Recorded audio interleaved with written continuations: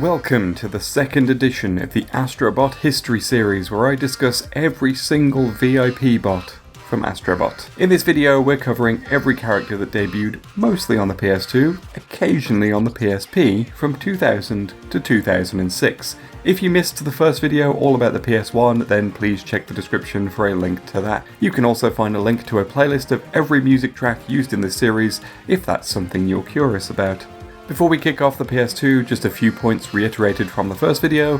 Every bot here is listed by the original character's PlayStation debut, with franchises based on the oldest character. I also welcome corrections, but please check for your correction in a pinned comment before you rush to post it. It may have already been addressed. And with that, let's load up the PS2, shall we?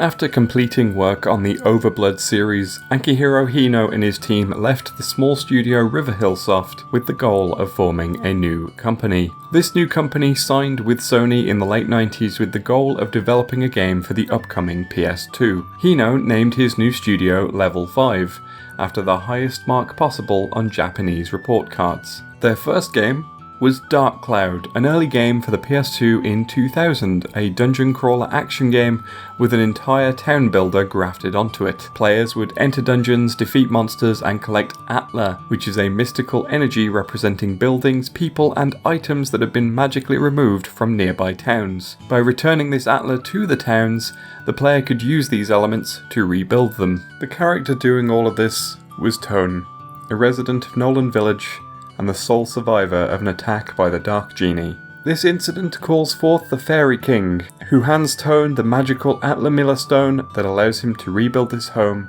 as well as other villages nearby. Tone makes a late addition to Astro Bot as the fairy tale hero. This name is based on the events of Dark Cloud being presented as if they're a story from a children's storybook, and the presence of fairies within that story. His description and the various items that can be punched out of him in the crash site are based on the various mechanics of Dark Cloud. Let's start with the references to the town building mechanics.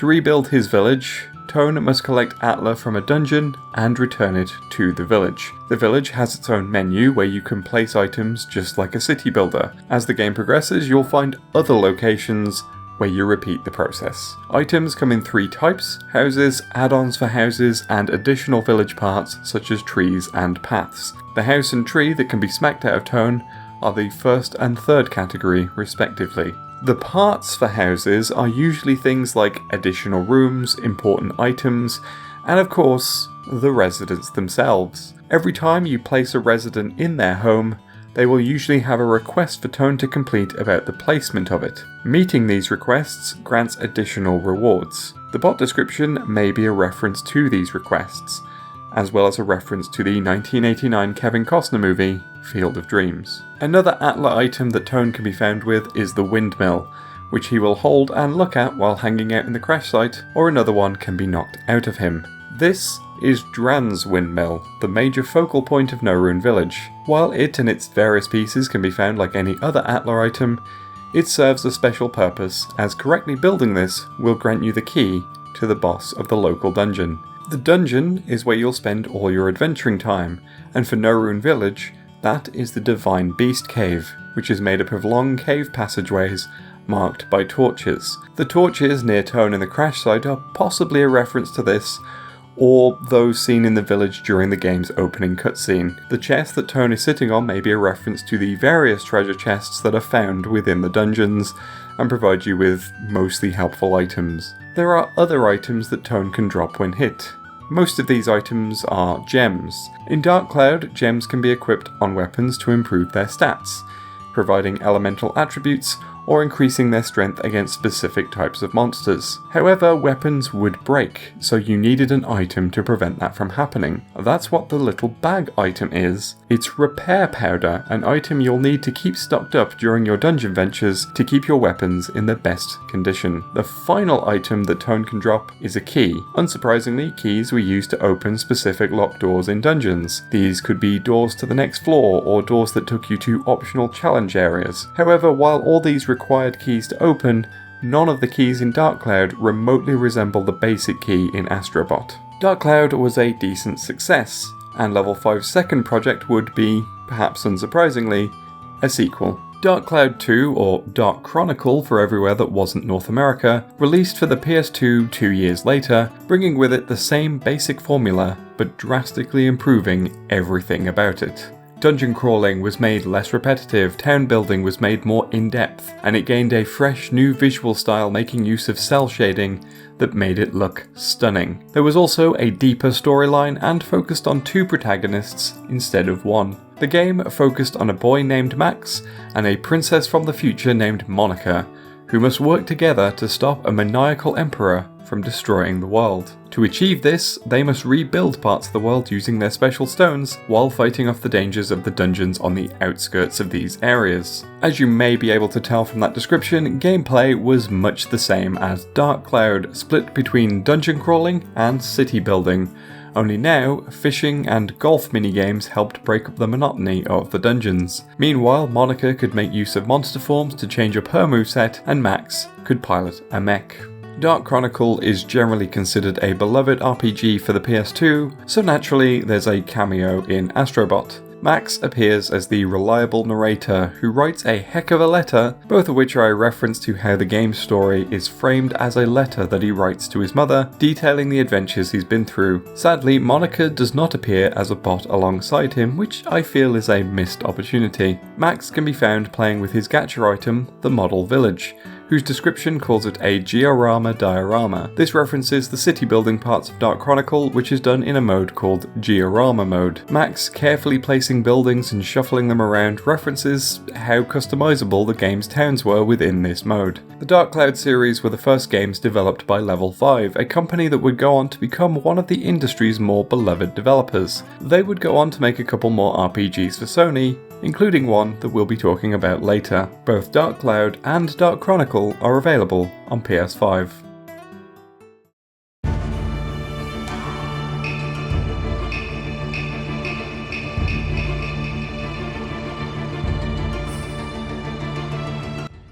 With Resident Evil being as big as it was, Capcom thought it would be a brilliant idea to make Sengoku Biohazard, a ninja-based spin-off of the franchise. However, during development some changes were made. The horror elements were diminished slightly, turning the game into an action game, while the ninja concept was swapped out for a samurai instead. The result of these changes was a new franchise. Onimusha starred Samanosuke Akechi, a samurai who is wounded at the Battle of Okahazama and sent away to recover. However, when he receives word from his cousin Yuki that the castle is overrun with demons, he returns to save her. The player must navigate the halls of the castle, battling their way through the creatures that occupy it. Gameplay did give away the Resident Evil origins, however, with fixed camera angles and a focus on monstrous enemies, but otherwise the focus was on action. Samanosuke is a bot in Astro Bot known as the Demon Swordsman, a reference to his demonic enemies.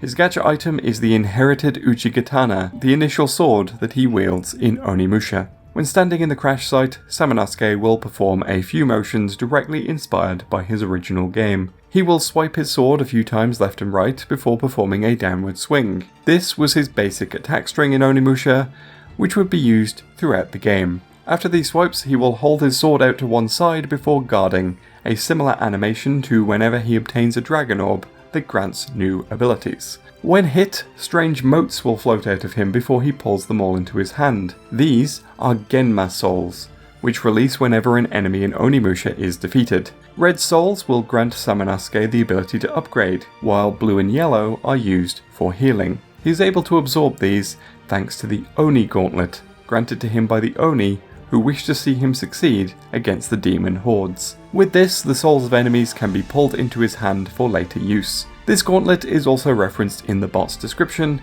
which states that he quite literally took up the gauntlet. Onimusha was hugely popular, becoming the first PS2 game to reach 1 million sales, so it's not surprising that the series is in Astro Bot. It was designed as a trilogy, but ultimately 4 main games would be released for the PS2. The series even got big enough that the third game got popular actor Jean Reno to appear as a major character. The series was dormant for a while, but Onimusha Way of the Sword was recently announced to be coming in 2026. The original Onimusha Warlords is available on PS5.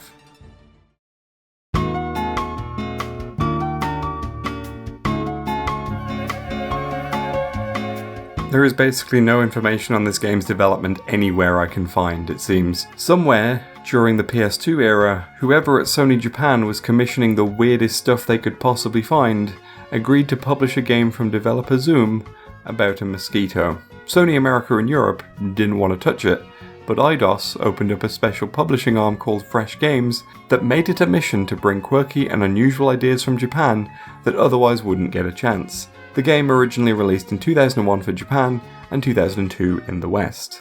This game, Mr. Mosquito, saw you play as a mosquito who was stocking up on blood for the winter, mostly by draining every drop of it he could find out of the Yamada family, an ordinary Japanese family who were just going about their summer.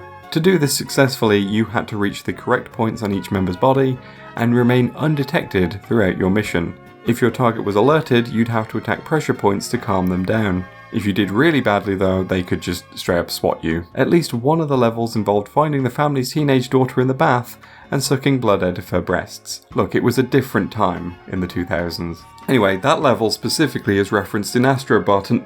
Wait, really? Okay, so Mr. Mosquito himself can be found in the crash site, and after you find him, a bathtub will appear in the main hub. Astro can hop in, and our tiny friend will bug Astro for presumably his oil, because he's a robot, I would assume. Anyway, this places Astro into the shoes of the teenage girl who Mr. Mosquito harassed in his original game. Mr. Mosquito is, quite frankly, one of the least expected games to be referenced in Astro Bot. It's very much from the weird Sony that existed during the PS1 and PS2 eras. I welcome it though, as it represents a Sony that really would just publish anything. And honestly, I kind of miss those days. But obviously, as you'd expect, Mr. Mosquito is What? It is available on PS5. They added it recently. Okay. Sure. Why not? Go and play it, I guess.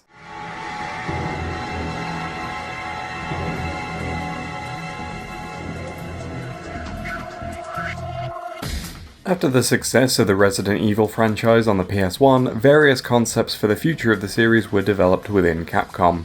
The first of these came from Resident Evil 2 director Hideki Kamiya, who quickly seemed to forget what kind of game Resident Evil was. Some of his initial ideas involved a protagonist named Tony, who gained superhuman abilities as a result of Umbrella's experimentation, with gameplay leaning in a more action-heavy direction. Problem is, the game strayed so far from the horror roots that it simply couldn't be argued to be a Resident Evil game anymore. However, rather than throw the whole project out, this prototype was spun off into a new series. Instead of biotechnology, the protagonist was now a half-demon whose powers came from his heritage. With demons and a European setting in mind, the protagonist received a cooler name taken from the author of the Divine Comedy, Dante. The game would eventually release for PS2 in 2001, now known as Devil May Cry. You played as Dante, the son of a legendary demonic knight and a human woman, as he ventures into a spooky castle with the goal of hunting down the demon emperor, Mundus. The game put an emphasis on action and combat, with Dante wielding a sword and 2 guns, but more weapons would become available as the game progressed. Inspired by a bug in Onimusha, Kamiya decided to build the concept of juggling enemies into the game as a central mechanic. Dante is in Astro Bot as the son of Spada Bot. This is a pretty clear nod to his family status as the son of the legendary Dark Knight Spada. His description references one of Dante's frequent catchphrases throughout the Devil May Cry series, reflecting his cocky nature. Let's rock, baby. His gacha item is the Force Edge Sword, and Ebony and Ivory, his guns, his primary weapons in the first game in the series. Once unlocked, he can be found in the crash site, shooting at a jester-like bot with his guns. This is a reference to the juggling combos the player can perform in Devil May Cry, and if Astro hits Dante, he will perform high time to send the enemy back up to resume his juggling. Performing combos such as these in the series would increase a style meter, which is referenced in the weapon's description, as stylish is usually one of the highest ranks that you can achieve. In addition, the enemy that Dante can be seen juggling appears to be based on the marionette enemies fought early in the first Devil May Cry, further proving that this bot is primarily based on just the first game. Devil May Cry has since received 4 sequels, with 2 more exclusive to the PS2, 1 on PS3, and the last on PS4. The series remains a hugely popular and mostly critically acclaimed franchise. We don't talk about the second game, so it's no surprise to see it get attention in Astro Bot. While the last game released in 2019 and no sequel has yet to be announced, it is very likely we'll see more of Dante in the future. Every single Devil May Cry game is available on PS5.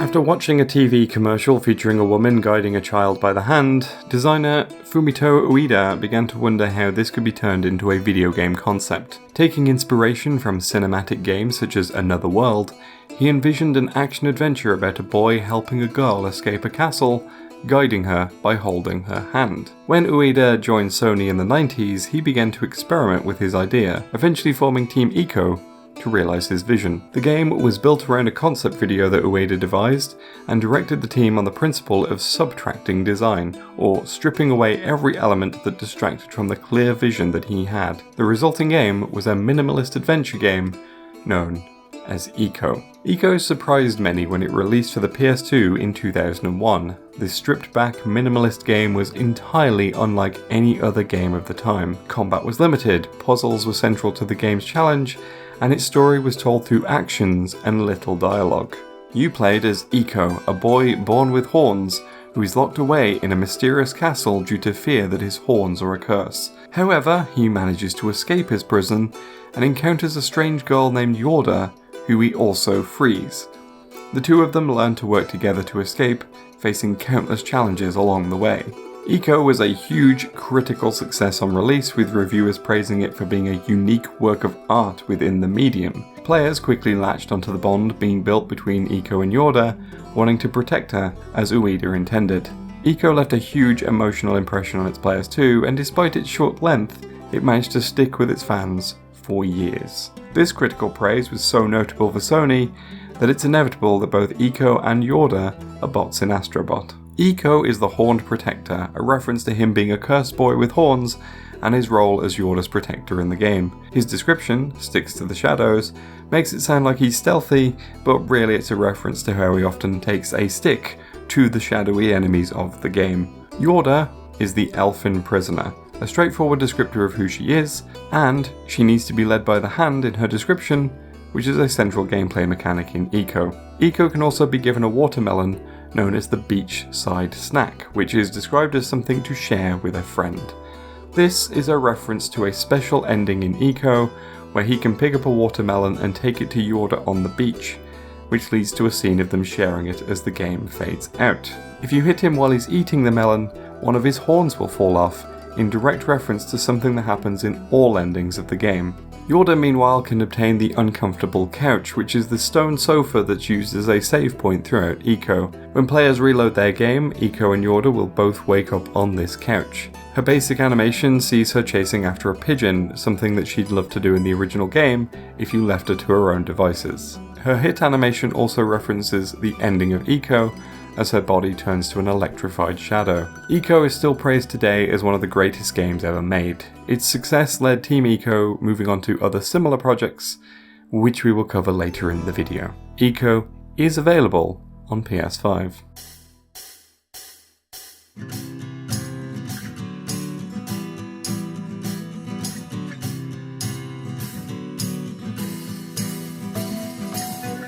The success of Resident Evil sparked many imitators on the PS1.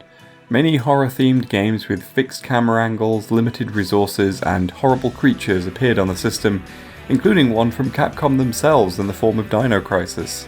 but none of these games were as successful at carving their own path as Silent Hill. A team within Konami had been handed the task of making a game that would prove popular in the West, so an American setting was chosen. Inspired by tales of the occult and the works of David Lynch, director Keiichiro Toyama decided to build a psychological horror game that played on player emotions. The team was small and worked to a small budget, but they pushed ahead with their experimental ideas as best as they could. It paid off, as Silent Hill was a success. Unlike other games that aped the Resident Evil style at the time, Konami's team had managed to differentiate itself by stripping out most of the action and making the player feel truly helpless.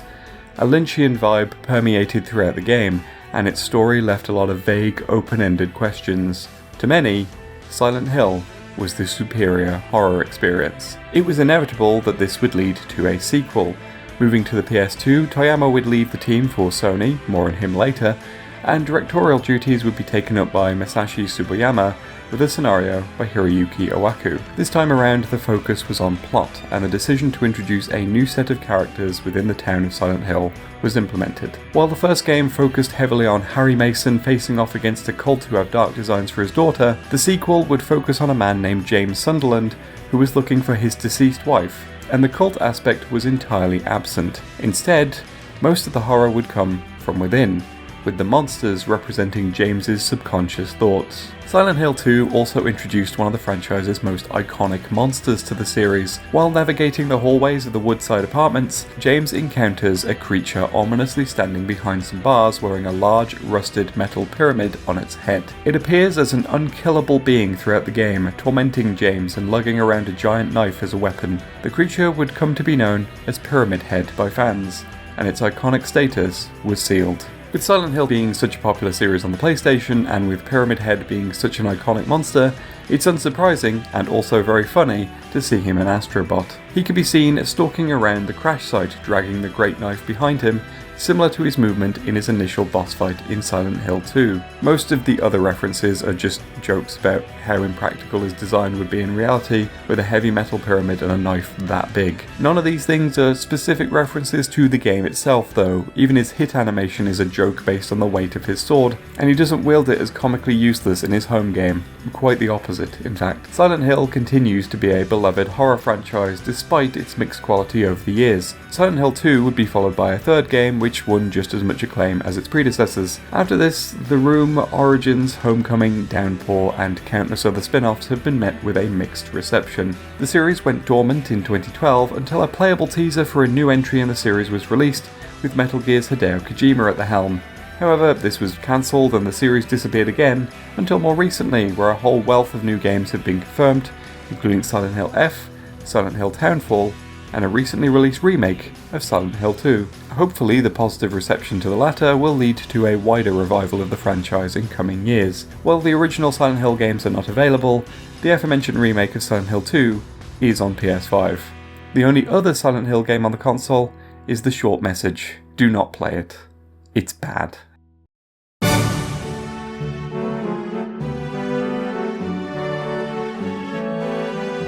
Mr. Mosquito isn't the only game released by Ardouse's Fresh Games label to find its way into Astro Bot. This is Mad Maestro, another game I can find little information on the development of, although this one is a little easier to grasp out of the gate. Mad Maestro is a rhythm game where you play as a conductor named Tact, who has been advised by a fairy to save the concert hall from being demolished, or else all music in the world will perish. To solve this, you must recruit townsfolk to your cause by playing classical music all over town. This is done with a series of on-screen cues like other rhythm games, but this had an extra twist. It's one of the few games to make proper use of the PS2's pressure-sensitive face buttons. Tact is a bot in Astro Bot, named the Classical Conductor. His appearance mimics that of the original game as he waves his baton around, conducting music and humming. When hit, he will speed up dramatically, likely a reference to how the music within Mad Maestro would jump around in tempo. He will also gain a starry trail from his baton, which is usually there during gameplay, especially when you're playing well. Mad Maestro is an interesting curiosity like Mr. Mosquito, and it's a genuine surprise to see it referenced here. The game actually saw a few sequels, although the poor reception to the first game in the West meant that none of these sequels got localized. Mad Maestro is not available on PS5.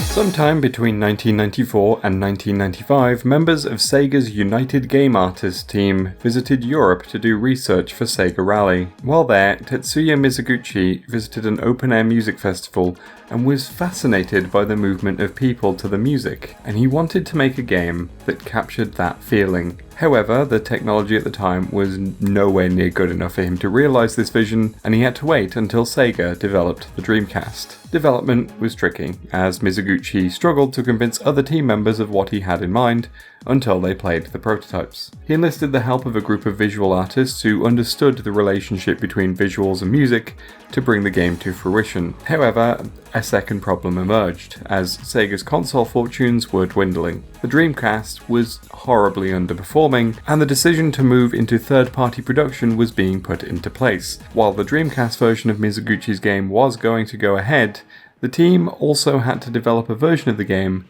for the PlayStation 2. The game would become Rez, and also the first Sega title to be published on another console following the collapse of the Dreamcast. It would begin a strong relationship between Sega and Sony, but Rez also felt like a natural fit for Sony's system due to the PlayStation's history with rhythm games. The concept of Rez is built around synesthesia, the ability to experience sensations with all senses at once, such as being able to hear colours. Mizuguchi wanted to capture that feeling with an arcade rail shooter that built music into its mechanics.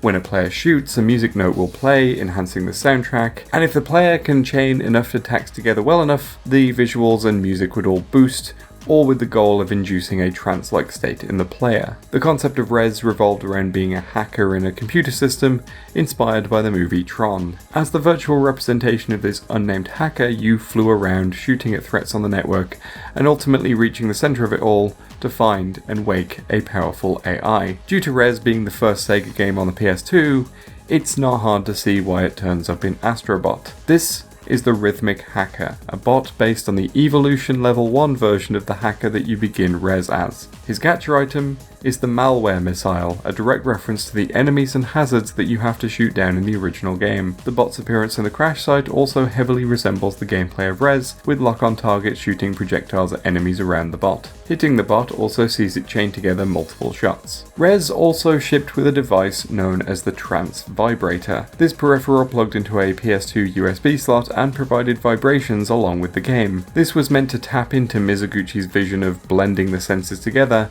as it let you see, hear, and feel every shot in unison. But you can probably imagine that it was used for less innocent purposes. The Trance Vibrator is also referenced in Astro Bot, not the less innocent purposes, of course, but the nature of it allowing you to feel the music and sound of the game. It's represented in two ways. First, the bot's description mentions being able to feel the bass, and second, two additional bots show up next to the hacker. One of these bots can be seen violently vibrating while holding a controller, and when the hacker is hit, they'll share this vibration with their friend, similar to a Japanese commercial for the game at the time of its release. Rez was a highly innovative game for the time and won praise and accolades for how it combined music and gameplay. It's also a game that refuses to go away, as Mizuguchi purchased the rights from Sega for his company Enhance so they could revisit the game and rework it in new ways as technology improves. This included Rez HD, which made use of surround sound tech, and Rez Infinite, which was built to utilize VR. And this is where the other PlayStation connection comes in, as this version was built with the PSVR in mind. Mizuguchi continues to push for new ways to achieve synesthesia in games, including Child of Eden and Tetris Effect. We may be seeing more from him much later in this video. Rez is available on PS5 via Rez Infinite.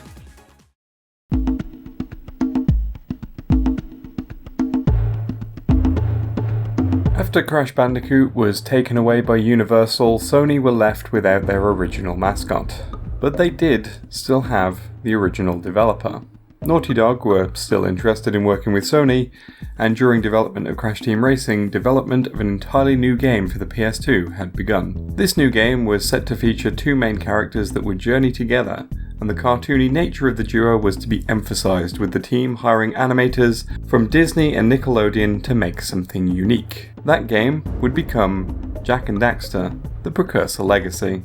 While some elements of Crash Bandicoot carried over to the new project, the character designs and music were done by the same people, a tropical island setting was prominent, the game was entirely new.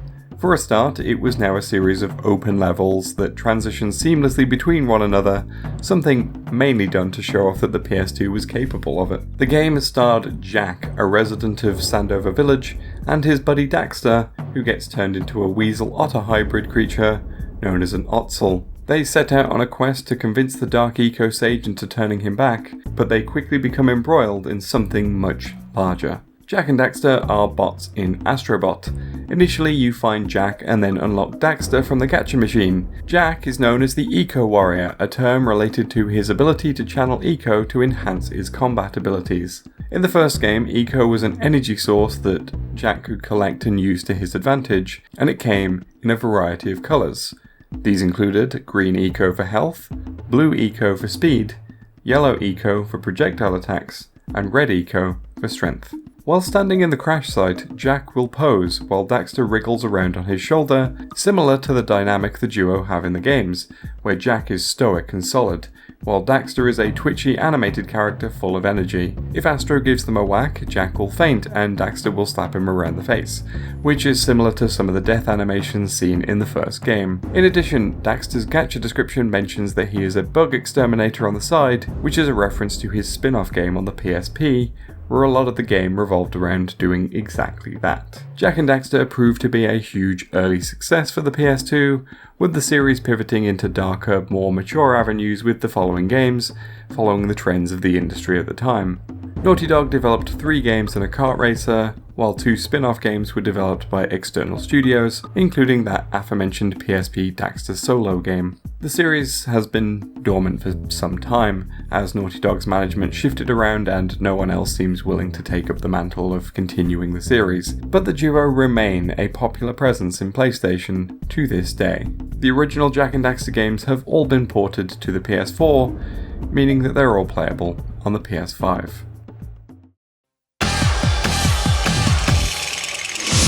Before Rez, Tetsuya Mizuguchi produced a different music-based game for Sega. Following his work on various racing games, Sega asked him specifically to produce a game for a casual female audience. He had no idea what that would entail, so he asked random girls what they wanted, and found they liked puzzle games and music.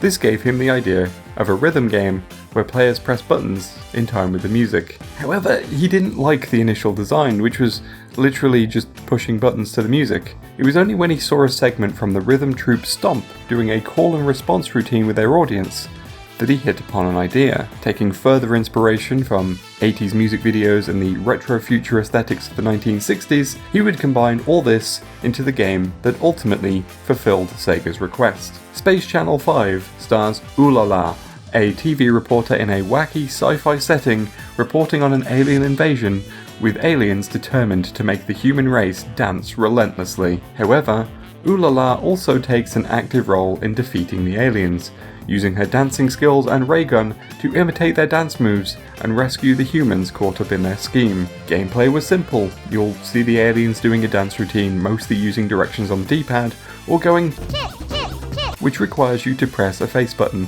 Space Channel 5 originally released for the Dreamcast in 1999, but by the time a sequel was announced it got the same treatment as Rez. It was going to get a simultaneous PS2 release. The original would also be quickly ported over. This is about as strong as the PlayStation connection gets, and yet Ulala makes a surprise appearance in Astro Bot, in quite frankly one of the best bots in the game for sheer personality. She's the groovy reporter and appears in a white and pink outfit similar to her debut PlayStation appearance, Space Channel 5 Part 2, and it's that release that this entry is based on.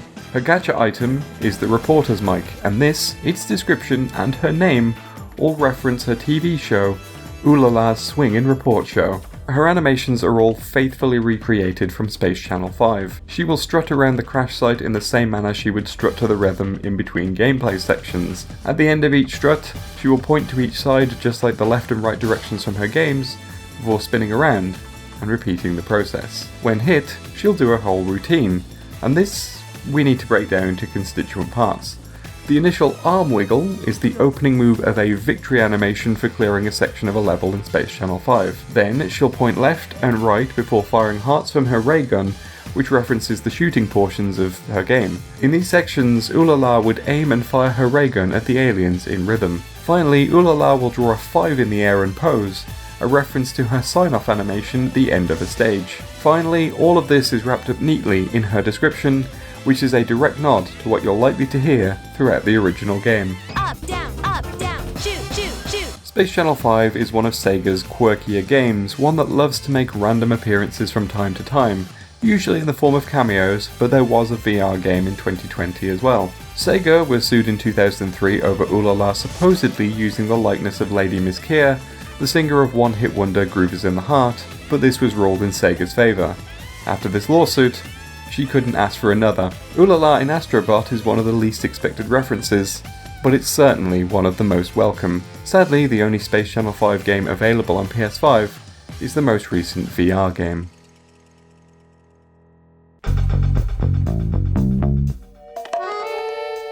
In 1997, a group of Microsoft developers were tired of their jobs and decided to form a video game company. Naming themselves after a rejected codename proposal from their previous job, Sucker Punch worked through a variety of ideas while deciding their first game.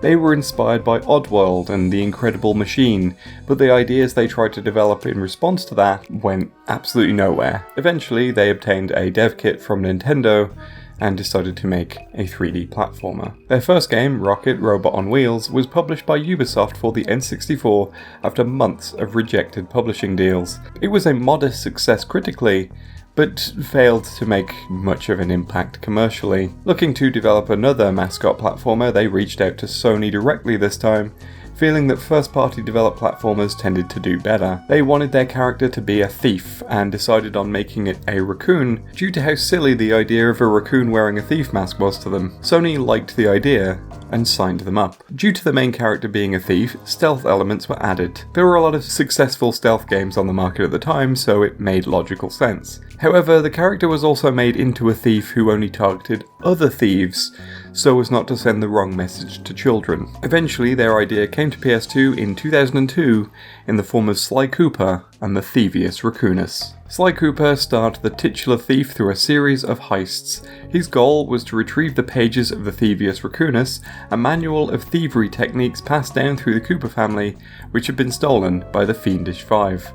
These 5 criminals were located in different parts of the world, and so Sly and his gang went globetrotting, determined to track them down. After first breaking into Interpol and flirting with the police officer determined to hunt them down, of course. Sly was a 3D platformer with occasional stealth elements. While the usual collectathon style gameplay was on show here, Sly could also make use of barrels to hide himself, sneak along narrow passageways, and generally jump and press the circle button. Sly could defeat enemies better if he avoided walking into spotlights, so keeping yourself hidden as best as you could was always the best option. Sly quickly became the second of the PS2's big 3 platformer franchises after Jak and Daxter, so it's unsurprising to see the raccoon himself make an appearance in Astro Bot. He's known as the Ring-Tailed Thief, a general reference to him being a raccoon, but also a reference to the nickname given to him by Inspector Carmelita Fox. His description is basically just a pun on his name. It's Sly. You get it, right? His gadget item is the Thief's Cane, a hooked cane that Sly uses throughout his adventures and has been in the Cooper family for generations.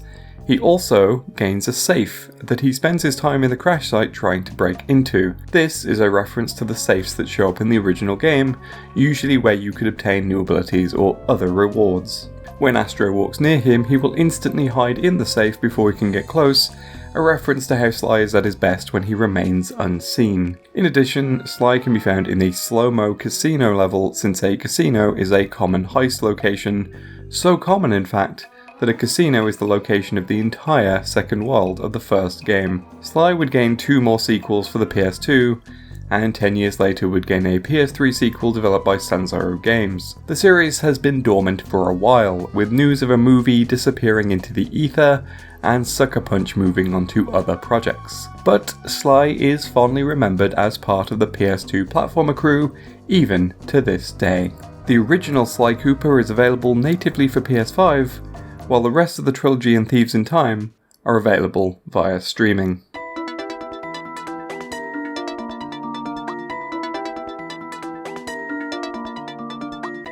After the success of Spyro, Insomniac wanted to do something new, working exclusively with Sony on the PS2. They tried out a few ideas, including prototypes for a game called Monster Night, and 6 months of development on an adventure game named Girl with a Stick, before deciding on a game about an alien who travels across planets, gathering weapons. They experimented with various designs before landing on a cat-like species called a Lombax, and then gave that guy a robot he could wear as a backpack, and the two would have a buddy cop relationship. With the concept in place, the game came together quickly, releasing as Ratchet and Clank for the PS2 in 2002. The title referred to the main duo at the heart of the series, the aforementioned Catboy and Backpack Robot respectively, who went on adventures across space, taking down threats to the entire galaxy. In the first game, that threat was Chairman Drek, a ruthless businessman who helped choke the life out of his original planet and is now determined to take apart other planets to build a new one. In the first game, Ratchet and Clank had a complicated relationship, with Clank wanting to save the galaxy, while Ratchet just wanted some cool tech. Eventually, Ratchet realizes the magnitude of the situation and learns that the cool tech can also be used to save the galaxy. It's a win-win. The game was a 3D platformer crossed with a third-person shooter, where an increasingly bizarre selection of weaponry would become available as you progressed. And it quickly became a beloved game for the PS2, with Ratchet joining Jak and Sly to complete the console's trio of platforming mascots. So of course, Ratchet and Clank show up in Astro Bot. Ratchet is the tooled-up mechanic, a reference to his job as a mechanic at the start of the first game, before his job became intergalactic hero. He's tooled up because of his wrench, which acts as his main melee weapon across the entire series. He can be seen spinning his wrench, and while I am convinced that I've seen this in his original game somewhere, I just can't pin down exactly where. When hit, Ratchet will drop a load of bolts that he quickly scoops back up. Bolts are the primary currency of Ratchet and Clank, used to buy new weapons and ammo, and they're typically obtained from crates or from destroying enemies. You can expect most battles to be accompanied by a ton of bolts flying around the place. After the success of the first game, Ratchet and Clank would become a long-running series for Sony, with Insomniac pumping these things out constantly throughout the PS2 and PS3 eras, most of which had risque titles like Up Your Arsenal or Quest for Booty, something that occasionally got Insomniac in trouble when they wanted to use names like Clock Blocked and 4Play. They slowed down a little during the PS4 era to work on a bunch of third-party projects, before returning to produce a remake for the first game for the PS4 and a big new game for PS5, Rift Apart. Rift Apart sees our heroes forced through a dimensional rift where they become separated, hence the title, and also because it sounds a bit like Rip to Fart, continuing the series' tradition of questionable titles. After being separated, Clank encounters another Lombax named Rivet, who takes him under her wing. Both Ratchet and Rivet become joint protagonists for the rest of the game, and so she joins Ratchet in Astro Bot. She's the multiversal rebel, a reference to her role in Rift Apart. She's from an equivalent world in the multiverse, where she rebels against the tyrannical rule of Emperor Nefarious. This is also referenced in her description. Her gacha item is a hammer, which is her tool of choice instead of Ratchet's wrench. It's referred to as a crate whacker, which is again a reference to collecting bolts in the games, mostly from crates. When hit, she'll tumble through a dimensional rift before landing in a dramatic pose. The dimensional rifts appear frequently throughout Rift Apart, mainly as a way to show off the PS5's SSD speed, and the landing pose is how Rivet first appears in the game. Ratchet and Clank continues to be a major series for Sony. The recency of Rift Apart proves this, as it's a PS5 game, and Insomniac still clearly love to revisit the series whenever they've got some good ideas for it. Most of the Ratchet and Clank series is available on PS5 via streaming, with the exception of the 2016 reboot and Rift Apart, which are available natively.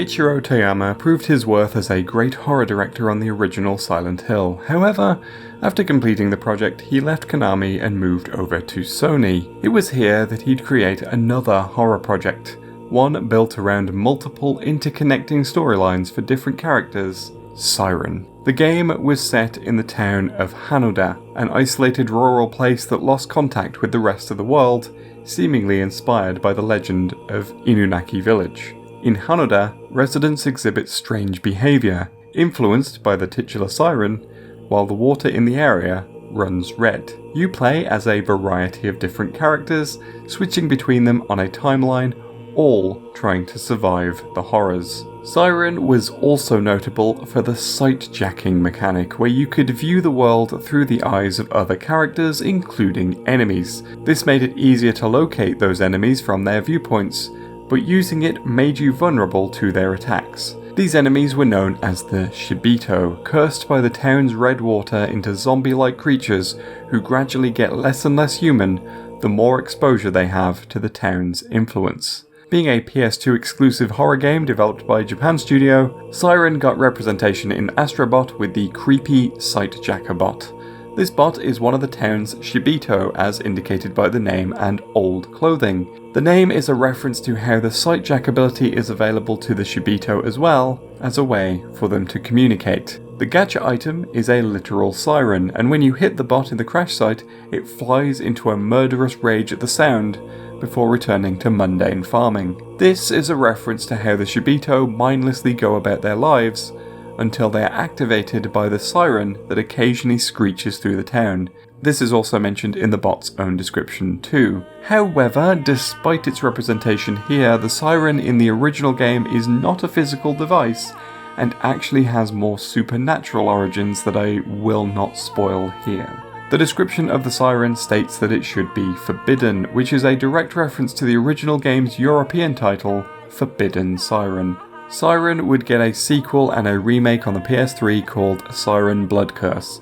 However, it was often considered one of the more frustrating survival horror games on the PS2, and as a result often got overshadowed by other horror games of the time. It's sometimes called a forgotten gem by horror fanatics though, although a big part of why the series was left behind was due to Toyama moving on to a different project after Blood Curse. We'll get to that one later. Siren is available on PS5, and Siren Blood Curse is available for streaming.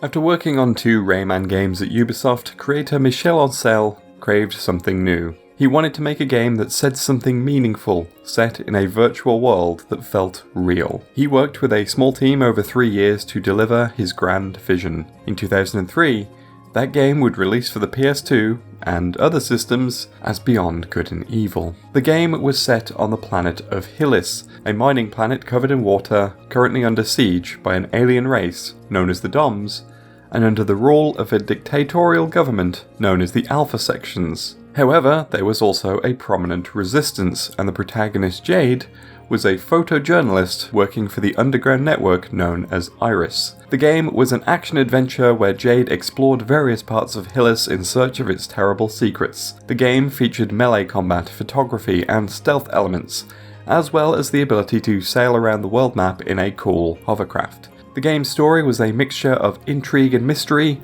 all backed with a cartoony art style. Jade also infiltrated Astro Bot, appearing as a late edition bot called the Rebel Photographer, a reference to her work for the Iris Network. Her description further references this, as well as the title of the game, itself a reference to the book by philosopher Friedrich Nietzsche. Her design features a ton of elements taken from her original appearance, including her prominent Daijo staff weapon and her sack, an electronic storage device that serves as the game's inventory. Her gacha item is the Truth Snapper, a camera. This is the camera that Jade carries throughout the game and acts as her central tool in revealing the truth of the Alpha Sections to the world. It's used to take pictures of prominent wrongdoing, but is also central to another major objective. Early on, Jade realizes she needs to earn some extra cash, and takes a job from the Hillis Science Center to photograph wildlife across the game. This is a game-spanning side quest that requires you to snap every creature you see in exchange for money and other rewards. Astro Bot references this with Jade attempting to snap pictures of meerkats that are popping in and out of the ground. Beyond Good and Evil was not a major hit on release. Ubisoft released it at the same time as The Sands of Time, a revival of the Prince of Persia series that took most of the attention. However, as the years went on, the game earned the reputation of a cult classic, and word of mouth steadily grew its audience through various re-releases. There is talk of a follow-up game in the series, although it's been 8 years since its original reveal trailer, Michel Ancel has left the company, and Ubisoft are generally silent on its progress. However, the original Beyond Good and Evil is available to play on the PS5 via the 20th anniversary remaster.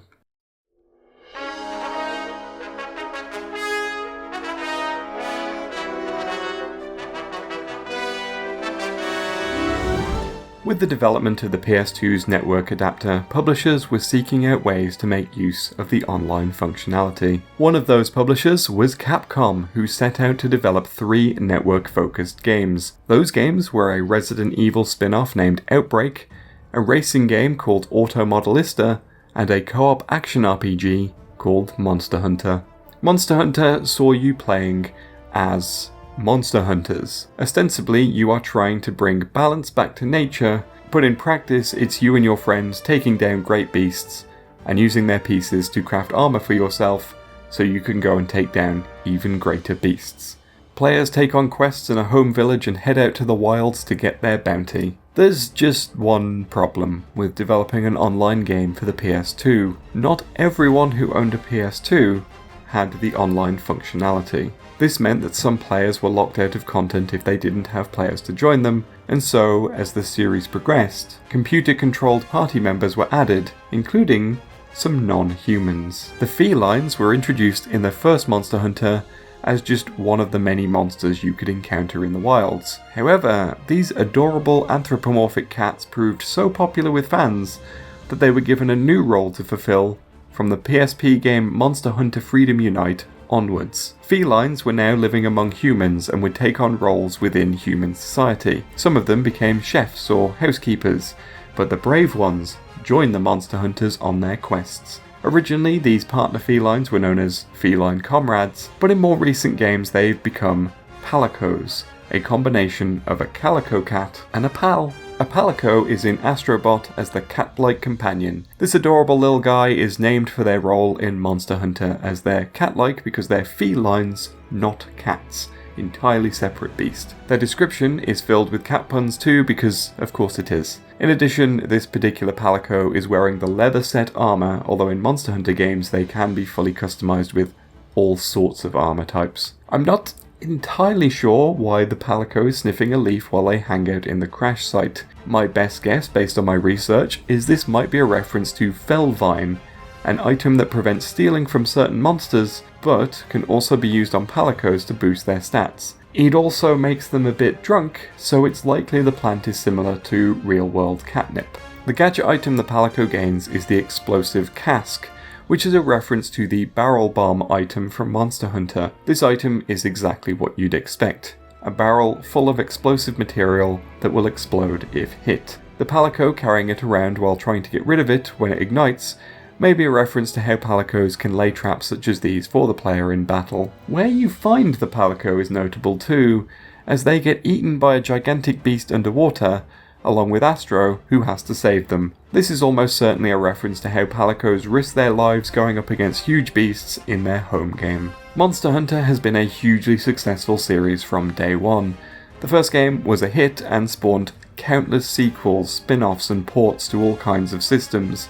Of course, PlayStation has always been part of that, from its PS2 beginnings, through the PSP games, to the more recent Monster Hunter World, and upcoming Wilds releasing on and being heavily promoted by PlayStation. Today, Monster Hunter is one of Capcom's most notable IPs, which is not bad for a franchise that began life as a network game for a system where barely anyone used the network. Only the most recent Monster Hunter titles, namely World, Rise and Wilds, are available on the PS5.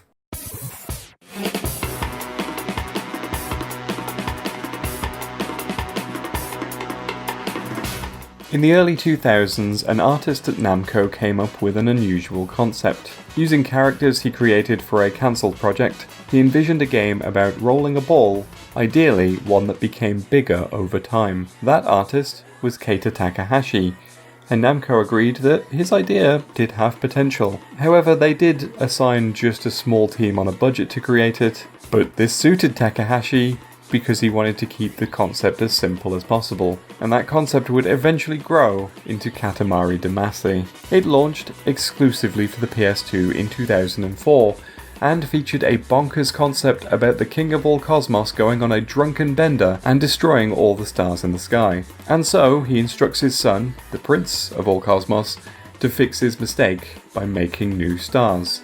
To do this, he needs a round item known as a Katamari, which he can use to roll up assorted items. As the Katamari rolls things up, it gets bigger, meaning it can roll up even bigger items, until eventually it can reach the king's desired size, and is turned into a star. It is a bizarre concept, but one that captured the imaginations of many. Due to its exclusivity to the PS2, it's not surprising that the game became linked to PlayStation, and so the Prince of All Cosmos is in Astro Bot. He is the Royal Roller, a reference to the gameplay of Katamari Damacy and his position as Prince. His description about him making you a star is quite literal, as people rolled up in a Katamari are turned into stars, just like everything else in there. It's best not to think about the implications of that, honestly. Adorably, if you give the Prince a whack in the crash site, he'll roll Astro up in the Katamari just like in his games. Should also be noted that the level he can be found in, Downsize Surprise, is similar to levels from his home game.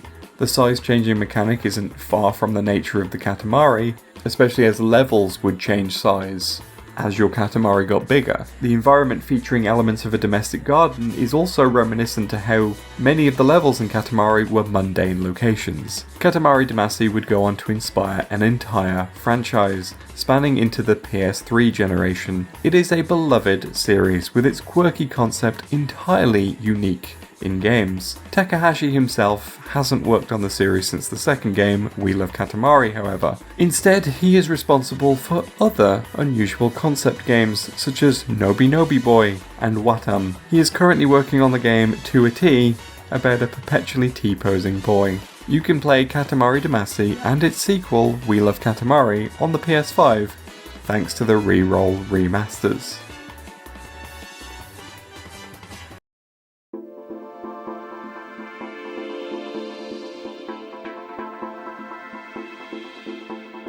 Possibly due to Sony's other ventures as a company, PlayStation has always had a strong relationship with music and audio. In the early 2000s, London studio decided to prototype new ways to create audio input for the PS2. This led to them designing a microphone that would detect pitch, and a couple of concepts that would use singing as a way to advance were developed, mainly aimed at children. In 2003, however, the team realised that the best use of the technology, and the one most likely to sell, was a simple karaoke game that measured how well you were singing. After a quick technical demonstration at a Sony Europe conference, work began on licensing songs for the game, which would eventually become SingStar. SingStar featured two microphones that allowed two players to sing simultaneously in either a competitive battle mode or as a duet. The song's pitch was displayed on screen and your pitch was shown on top of it, allowing you to adjust your voice and improve. Naturally, this was also scored, allowing players to either improve their singing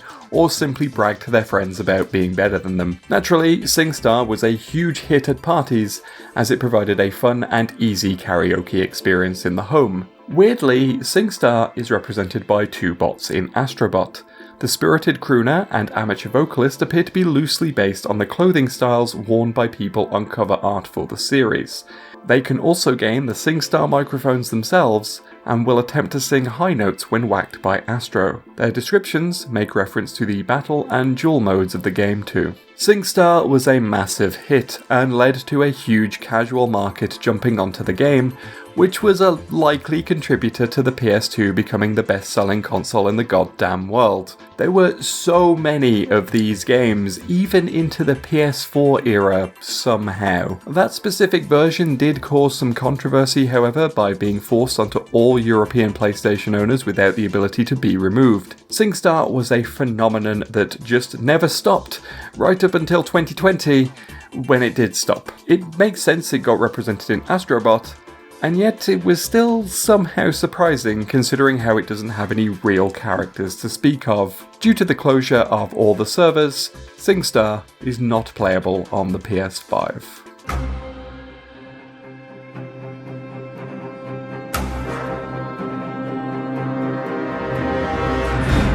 While Sony were riding high during the PS2 generation, there was something they were noticeably missing. Despite being on top in terms of console sales, Microsoft's new Xbox was fast becoming the place to play first-person shooters thanks to the phenomenal reception of Halo. Sony wanted their own flagship FPS and were determined to find their Halo killer.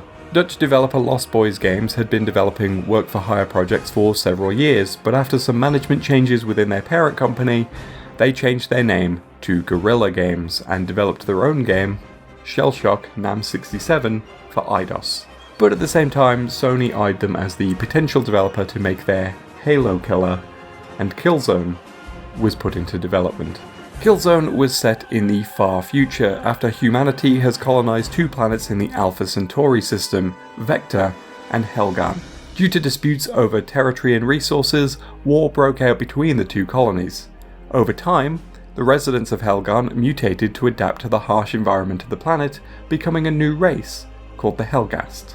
This only accelerated the war, as they began to believe themselves superior to humanity and waged a supremacist war designed to replace humans entirely. The game saw you playing as various members of the Vecton ISA military as you ventured into skirmishes to take down the Helghast and eliminate the threat that they posed. While the original Killzone wasn't a great success critically, it sold well enough to spawn a trilogy and a handful of spin-offs during the PS3 era. This is why the Helghast appear in Astro Bot, as they are the recognisable face of the franchise. There are three of them named the Militant, Confused, and Independent Mutants.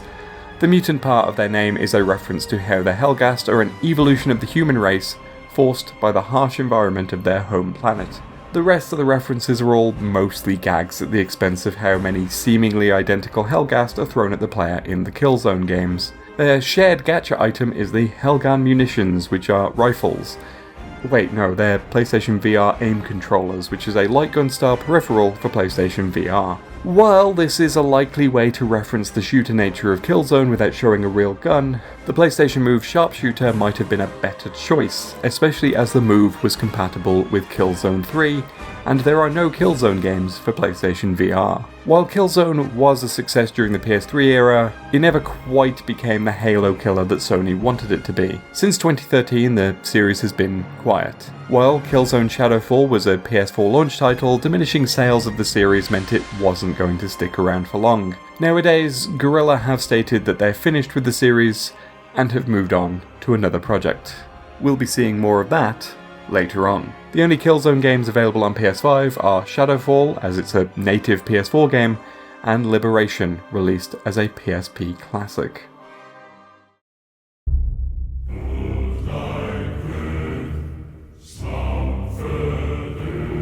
In 2002, David Jaffe of Sony's Santa Monica studio began to lead development on a game which he deemed to be Onimusha for Greek mythology. Originally titled Dark Odyssey, the game was intended to blend Clash of the Titans with Heavy Metal magazine. That game would become God of War, a 2005 PS2 game styled on Greek legends where a Spartan warrior named Kratos sought revenge on Ares for forcing him to commit war crimes on innocents, including his own family. The game was a huge success, and the series quickly became one of Sony's best known.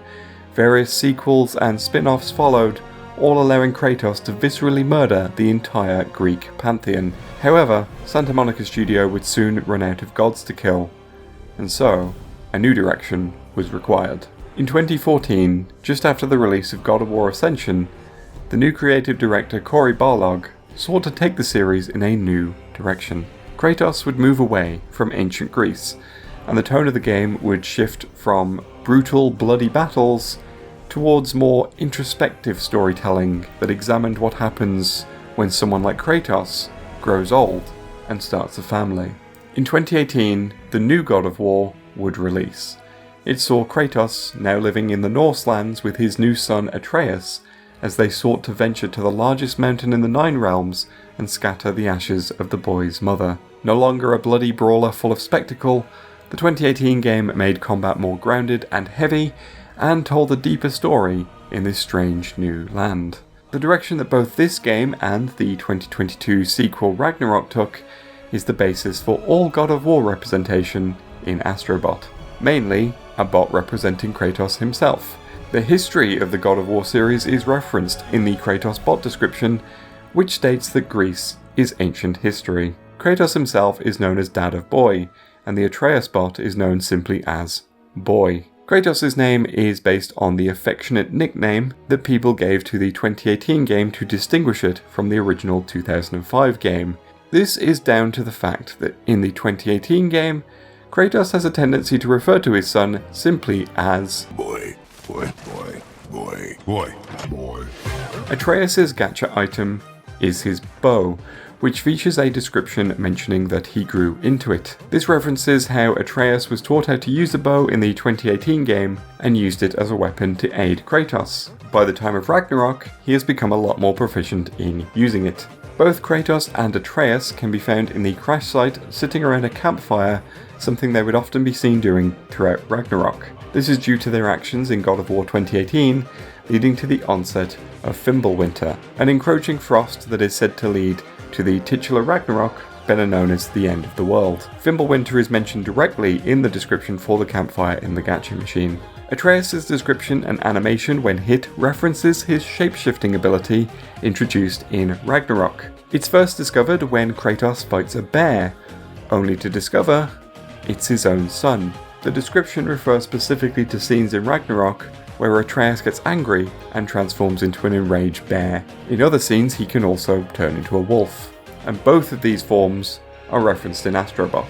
But it's not just Kratos and his boy. God of War is so important to PlayStation history that it's the second franchise turned into a full level in Astro Bot. This sees Astro gain Kratos' Leviathan Axe, his main weapon from both Norse games. This weapon contains the power of ice, something that's utilised throughout the games for various purposes, such as freezing switches for puzzles.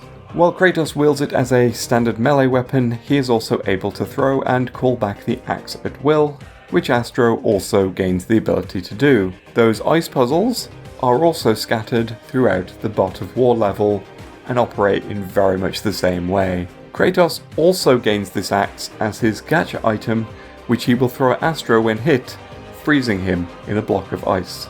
However, quick movement can lead the axe to hit any other character in the vicinity. The level is heavily based on the latest game in the series, God of War Ragnarok, due to the combination of Norse structures and heavy snow. Much of the level resembles the general architecture of the Norse games, although there are a handful of specific landmarks to note. Enemies are just generally Norse-inspired variations of standard Astro Bot enemies though, unrelated to the Draugr and Trolls and other foes that Kratos goes up against. Turning to the right after entering the first door allows Astro to slip his way through a crack in the ice wall, slowing him down as he progresses through. This is a fun nod to the modern trend of having a character squeeze through a small gap to disguise loading times, something that the God of War games are especially notorious for using.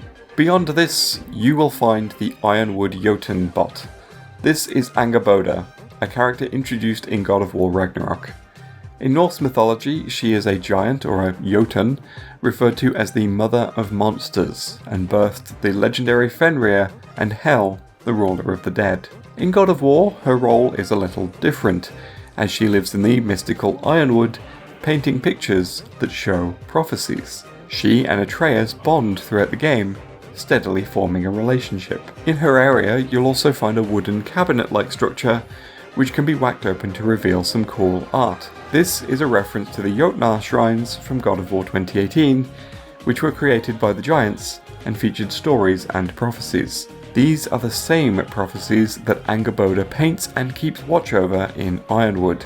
Her bot version can also be seen doing this in the crash site. More specifically, she appears to be painting Atreus in his wolf form, surrounded by hearts, a reference to their relationship. Back in the main level, you are bound to notice the gigantic spike enemy laying defeated in the ice. This is likely to be a reference to Thamur as seen in God of War 2018. Thamur was a giant stonemason who was defeated in battle, and now his corpse litters the landscape in Midgard. Kratos journeys to this corpse in order to retrieve the tip of Thamur's chisel in order to open a secret gate. Thamur is briefly resurrected during the final boss, but ends up right back where he started in the end. On top of the giant husk, you'll find the Thunder Goddess bot. This is Thrud, the daughter of Thor. She is a Valkyrie in training who initially appears scary because of her big hair, muscular build, and vaguely threatening aura, until she drops it all and just becomes friendly. This is referenced in her description, referencing how she appeared by threatening Atreus, but then became an ally to him and his father throughout the game. Her gacha item is the Aesir Cleaver, a cleaver-style sword that she wields and initially threatens Atreus with. After Thrud, Astro crosses into an area full of pillars. Heading to the right takes you to a giant turtle with a tree on its back. Lifting this turtle reveals another bot, the Valkyrie Queen. This turtle is Chorley, who can be found in the forests of Midgard in God of War 2018, where Kratos and Atreus first meet Freya, who lives underneath the giant turtle. Unsurprisingly, the bot is also Freya. Freya is based on the Norse goddess of beauty, sex, war, and prophecy magic. She presided over Folkvanger, a heavenly realm in Norse mythology alongside Valhalla. In God of War, she appears frequently throughout the story, often when Kratos and the boy need a healer or some other kind of magical assistance. The initial interaction with Freya is referenced in two other ways in Astro Bot. The first of these is in her description, which mentions her being the former Witch of the Woods, the name she was known by in that game. She will also gain the turtle as a gacha item, but she will also be seen playing with a boar in the crash site. This is Hildisvini, one of the Vanir Norse gods, one who has been exiled to Midgard in the form of a boar. Kratos and Atreus wound him during a hunt, which is what catches Freya's attention in the first place, as she is friends with him, and she ultimately pushes them to help heal the boar as atonement for their mistake. When hit, Freya will turn into an eagle, a power she exhibits throughout her appearances in the God of War games. The final reference for Freya is her name.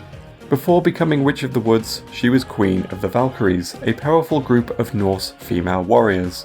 Odin took her Valkyrie wings sometime before the events of the 2018 game, but regains them between that game and Ragnarok, where she now exhibits more of her Valkyrie powers.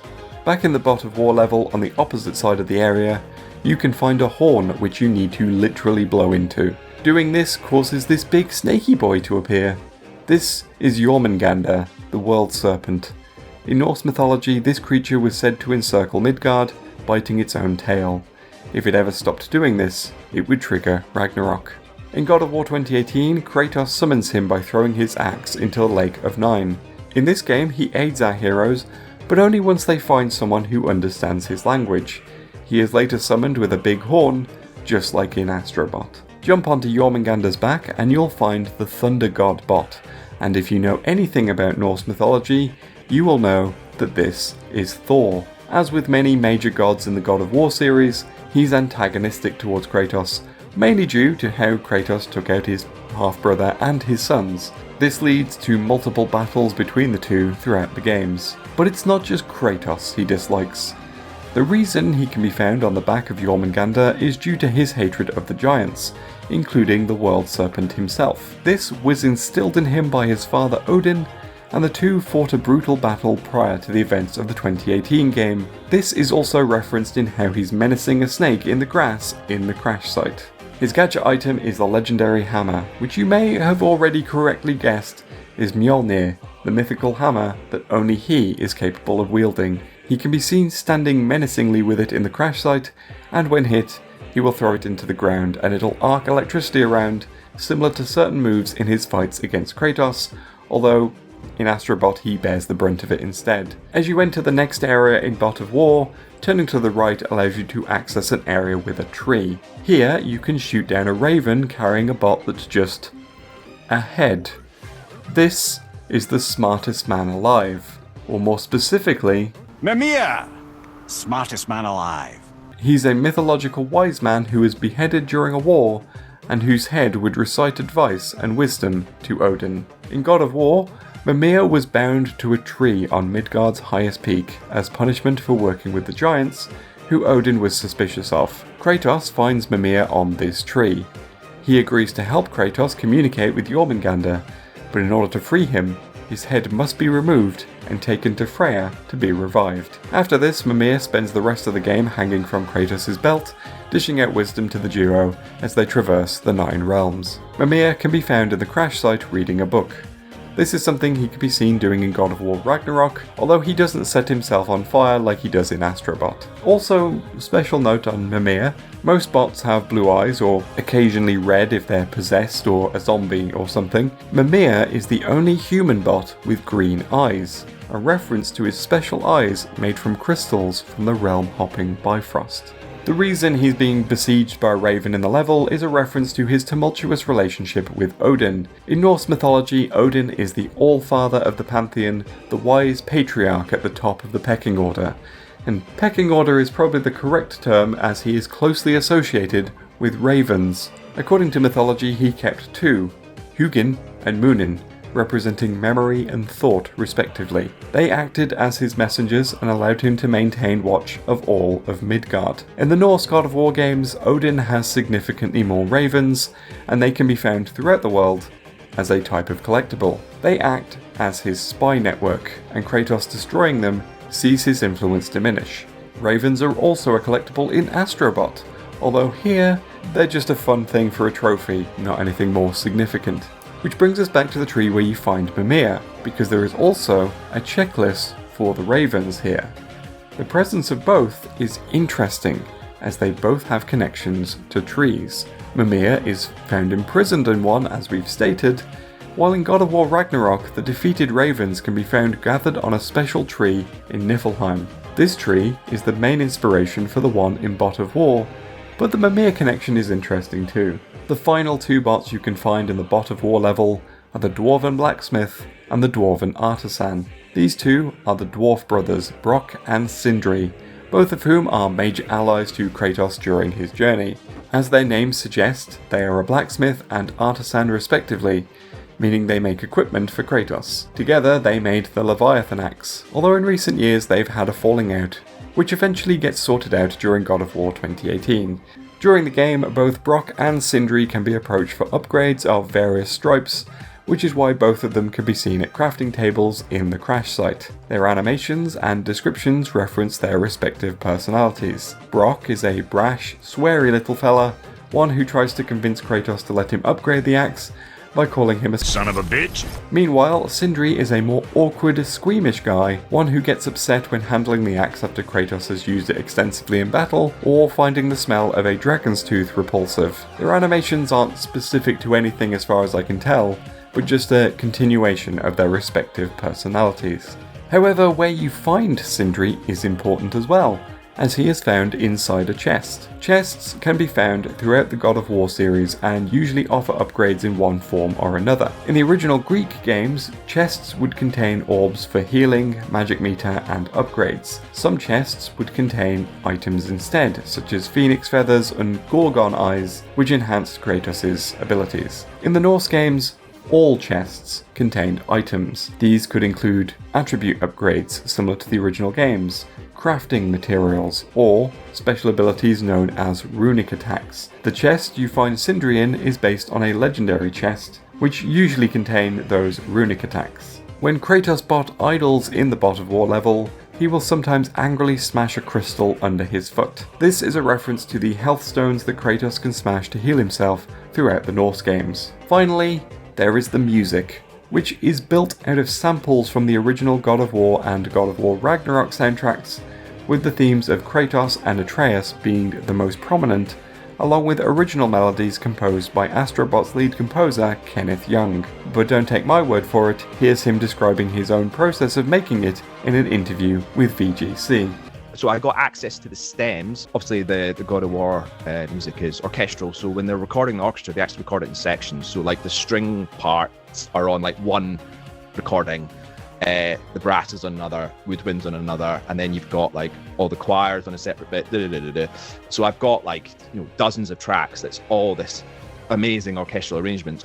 And then the idea was, I assumed if I basically got creative with that stuff and started cutting it up, and if you try that enough and you experiment enough, eventually you get like, actually that's not at all the original, but you can hear and see bits of the original in it, and it's in its new configuration. So it's important for me that it's got the creator's theme and you recognize it, but then I've written my own little melody that's on the nickel harp. That was one of the ways to sort of soften the seriousness of the God of War, is for me to have my like happy clappy family friendly melodies in there to juxtapose against the slightly more serious Bear McCreary's amazing stuff. God of War is one of Sony's big franchises, one that continues to receive attention to this day.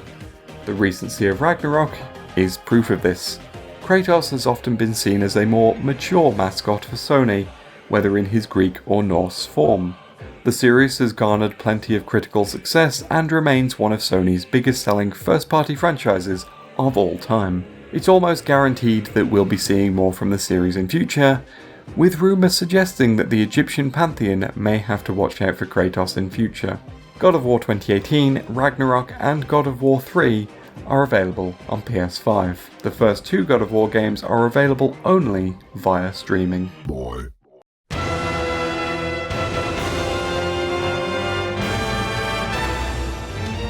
After the success of Ico, Fumito Ueda toyed around with various ideas for the team's next project. He wanted to make something inspired by the kaiju movies of his youth, something Zelda-like, and the concept of cruelty as a form of expression, inspired by the popularity of Grand Theft Auto 3.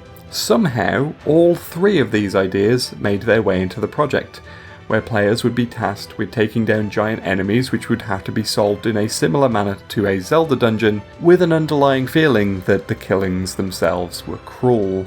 The team largely developed the game through trial and error, and often ran into problems making the game with the limitations of the PS2 hardware. Despite these issues, Shadow of the Colossus launched successfully for the PS2 in 2005. After the critical acclaim of Ico, anticipation was high for Team Ico's new project, and Shadow of the Colossus exceeded it. You played as Wanda, a man who has ventured to a forbidden land with the goal of resurrecting a girl named Mono, who had been sacrificed due to a mysterious cursed fate. Wanda pleads with a strange entity known as Dormin to bring her back to life, and it agrees if Wanda can defeat the land's 16 colossi. The game then sees Wanda venture to each colossus and figure out how to topple each one.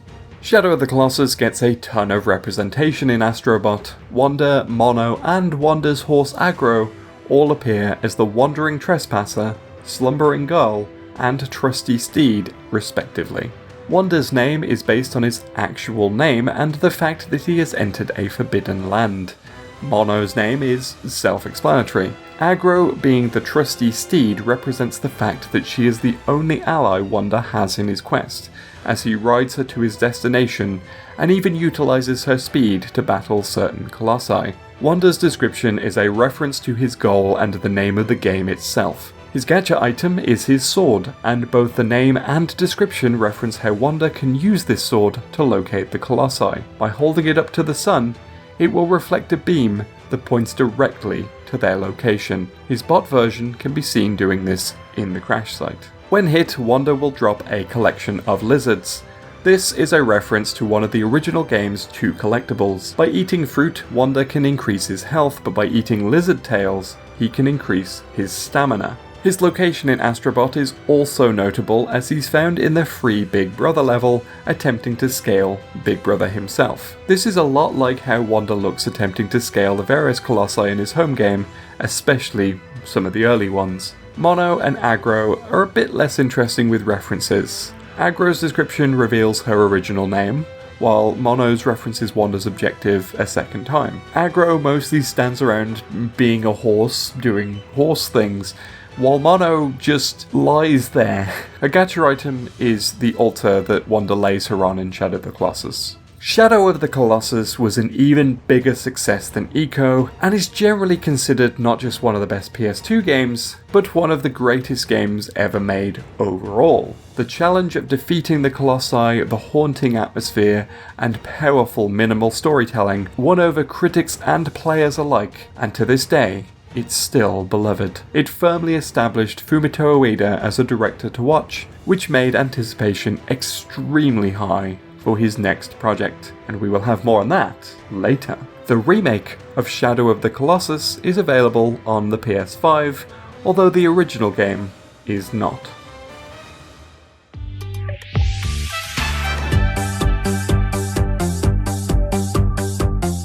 After SingStar became a massive success for Sony, they knew they wanted to release more games for the casual crowd. The next logical step was a multiple choice quiz game based around a game show concept. To make the game as easy to understand as possible for a wider audience, special controllers were developed with a buzzer and 4 coloured buttons that corresponded to answers on screen. The result was Buzz, the music quiz, which released for the PS2 in 2005. It featured a host named Buzz on a fictional TV game show that the players participated in. In the initial game, questions were focused on music, as you'd expect, but additional games quickly followed, all based on different themes. A ton of Buzz games were released during the 2000s, even into the PS3 era, all based on the same concept. Buzz is a bot in Astro Bot.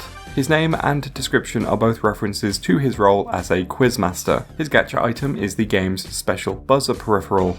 This mess of a thing, basically. If hit, Buzz will hit a button on the controller and either get his answer right or wrong.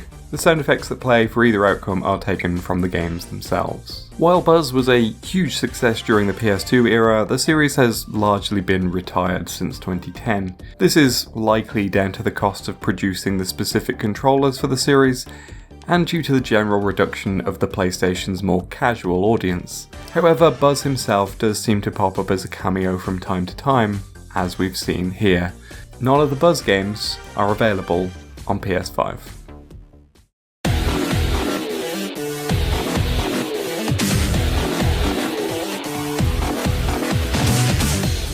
After working on various projects at Sega, producer Toshihiro Nagoshi wanted to make a game centered on gritty human drama. He settled on using the Japanese criminal underworld as a central theme, where gangsters operated on an old-school code of honor while operating hostess bars and murdering their rivals. The team researched the red light districts of Tokyo and settled on a location based on the real-world entertainment district of Kabukicho. The series would become Ryu Gagotoku, or Like a Dragon. However, when it was localized for the West, its name, for a time, was simply changed to Yakuza.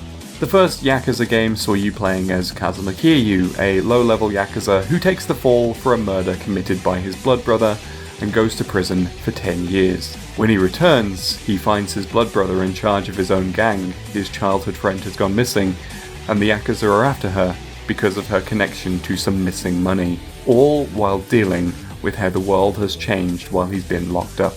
The game was an open-world brawler where you wandered the streets of the fictional district of Kamurocho in Tokyo, occasionally beating up thugs on the street. It was an intense crime drama full of twists and turns related to how the various factions of the underworld were screwing each other over. While Kiryu would formally leave the Yakuza at the end of the game, he would continue to be roped into their schemes as the series went on, as members of his adopted family were threatened, or his reputation as the Tojo clan's fourth chairman caused shady characters to actively seek him out.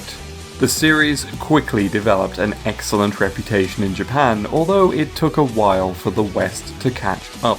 While localized versions did please a niche audience, it wasn't until 2017's prequel Yakuza 0 that the series exploded in popularity and became one of Sega's best-selling franchises. This popularity and the historical exclusivity to PlayStation consoles means that Kiryu shows up in Astro Bot.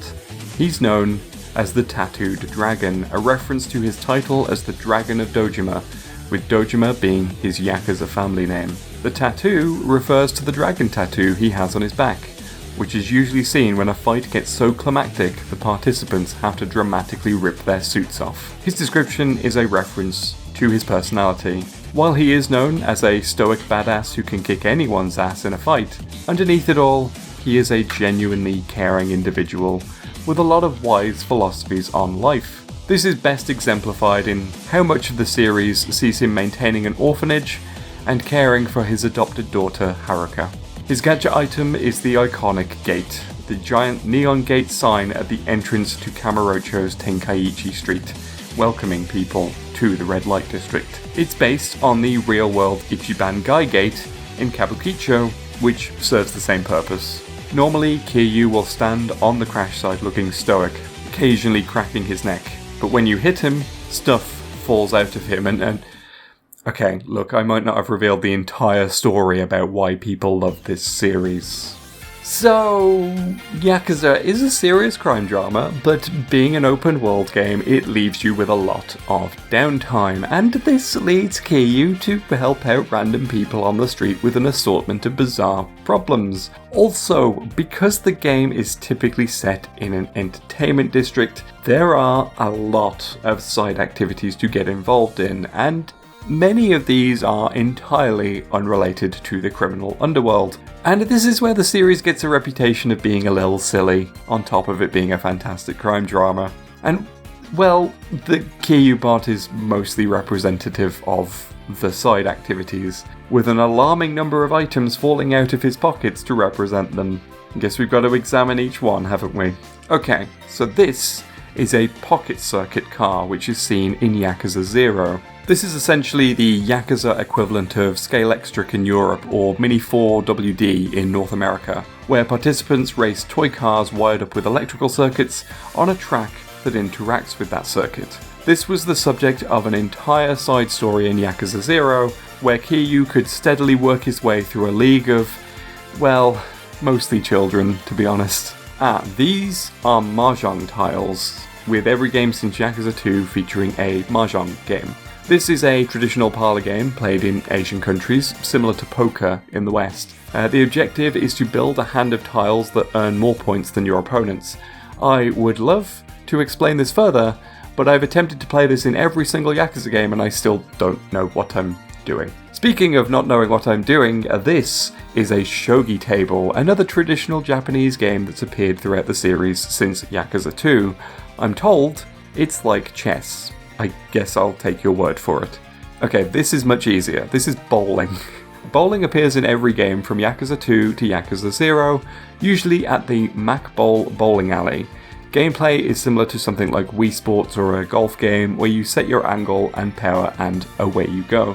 Okay, so these drink bottles aren't related to a minigame at all. They're a health item within the Yakuza series. Because the games are set in modern Tokyo, health items are obtained from pharmacies and convenience stores and take the form of food items, or in this case, energy drinks. There are typically 3 varieties: Toughness, which recovers health, Torana, which recovers heat for powerful moves, and Stamina, which replenishes both.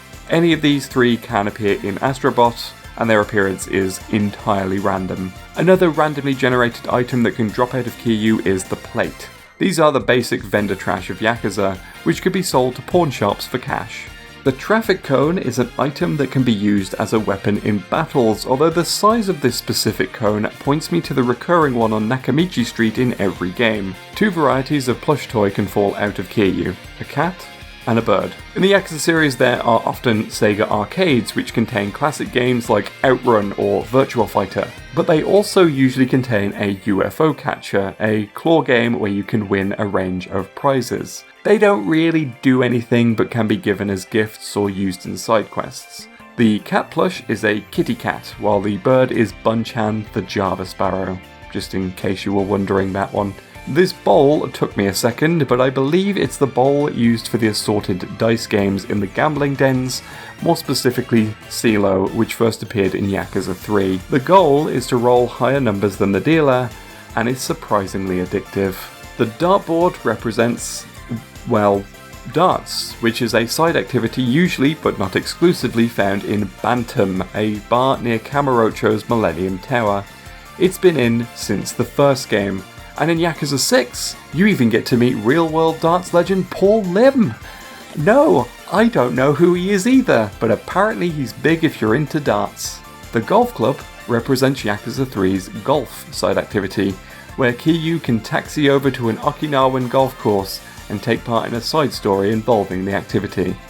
Other games have also featured driving ranges. The baseball bat represents the batting cages found in almost every game in the northern part of Kamurocho.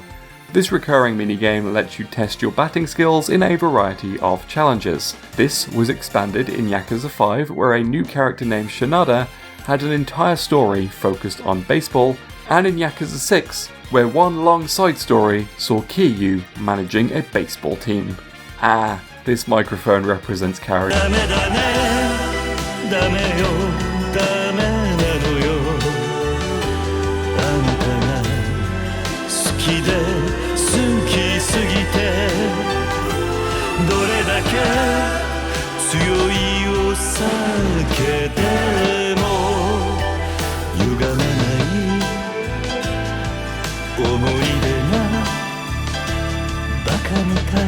The only two items I'm not clear on are the road sign and the iron. The road sign could represent various makeshift weapons Kiryu can use in battles throughout Yakuza, but other than that I'm not 100% sure on any specific reference. The iron has me completely stumped. It could be a reference to Kiryu's pristine grey suit worn in most of the games, or it could represent the various cabaret club management games, where part of the challenge is dressing up your girls in the best outfits, so naturally you'll need to iron them. You get what I'm saying here? It's a loose connection, I know, but it's the best I've got, okay? And I think that's everything that Kiryu has hiding in his pockets. Better be, because this took long enough as it was. Anyway, Yakuza is a series that will not stop. Its boost in Western popularity has merely emboldened Sega to create roughly 3 Yakuza games a year at this point. The latest one has Majima as a pirate. It's incredibly amazing, and somehow it's still a serious crime drama. In conclusion, Yakuza is good, go play Yakuza. Especially when every mainline game is available on PS5, with 1 and 2 being remakes.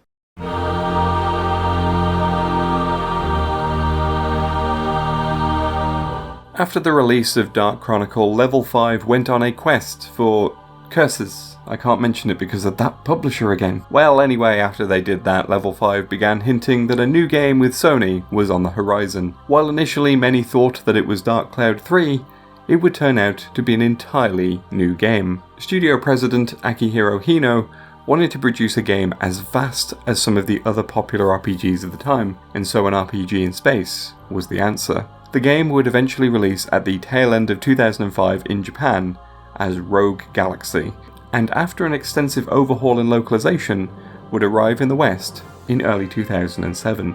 Rogue Galaxy stars Jaster Rogue, a scavenger on the desert planet of Rosa, currently under the rule of the Longardian Federation. His life changes when 2 strange fellows arrive during a beast attack and encourage him to join their pirate crew after seeing his mastery with a sword and confusing him with a bounty hunter that their boss instructed them to find. After some pirate antics, the crew soon find themselves mixed up in a galactic war, and even the fate of the galaxy itself hangs in the balance. The game was a sprawling RPG set across multiple planets, and featured a real-time combat system with up to 3 party members. It also featured a complex leveling system that involved collecting items to slot into a progression grid. Jaster appears in Astro Bot as the Galactic Pirate. His description states that he is the seeker of the 7 star swords, one of which he wields in bot form. This is the Desert Seeker, which is given to Jaster early on by the bounty hunter Desert Claw, which is a big reason why the pirates confused the two. Naturally, 6 more swords can be found in the game. When hit, Jaster will fall over and get stars over his head. This is a reference to a battle animation when party members get knocked back by a heavy attack, temporarily incapacitating them. While Rogue Galaxy did receive a decent amount of critical praise, it failed to live up to both Sony and Level 5's lofty ambitions, selling only around 400,000 copies instead of the millions that other RPGs at the time were selling. This would be the last major collaboration between Level 5 and Sony, with the developer mainly defecting to Nintendo after this, creating the Professor Layton, Inazuma 11 and Fantasy Life franchises. They would also work with Bandai Namco and Studio Ghibli to create Ni no Kuni. Rogue Galaxy is available on the PS5. Oh god, it's sports again. Baseball, the sport of kings. 18 players step out onto a diamond. One guy throws the ball, another hits it with a big stick, and everyone else tries to catch it before they can run to a checkpoint. If you live in a country where baseball is popular, I'm sure you know how it works already. And I'm not just saying that because I live in a country where baseball is not popular. Okay, maybe I am a little, so I don't have to give you a description of how baseball works. Anyway, the history of professional baseball mostly consists of a bunch of ad hoc professional bodies springing up throughout the end of the 19th century until in 1903 they all merged together to form Major League Baseball, or MLB for short. A bunch of baseball history I'm not going to bother reading happens until the MLB signs a deal with Sony's 989 Studios sometime in the 1990s. In 1996, MLB Pennant Race was released for the PS1. Then there were a bunch of annual MLB games from 989 between 1997 and 2005. However, in 2006, everything changed. And by that, I mean 989 were out. San Diego Studio was in, and the series now had a new name. MLB 06 The Show launched in, 06, and a fresh new MLB series was born. How is it different from the original series? Well, that's a good question, and I'm glad you asked. Anyway, okay, I was going to leave it there as a goof, but the answer is The Show portion of the title. This was a career mode where you created an aspiring baseball player and led him to major league success. You exclusively played just your boy and not the whole team. MLB The Show is represented in Astro Bot with the Home Run Hero. He's a baseball player standing on a baseball diamond. Almost everything about this character represents the sport of baseball as he stands readying himself to hit a pitched ball. If you hit him, he lives up to his name as he hits a home run and the crowd goes wild. MLB The Show has seen annual releases almost exclusively in North America ever since 2006. It continues to this day, although the MLB did bully Sony into releasing the games on non-PlayStation systems from 2021 onwards. Only the most recent MLB games, from the game I just mentioned onwards, are available on PS5.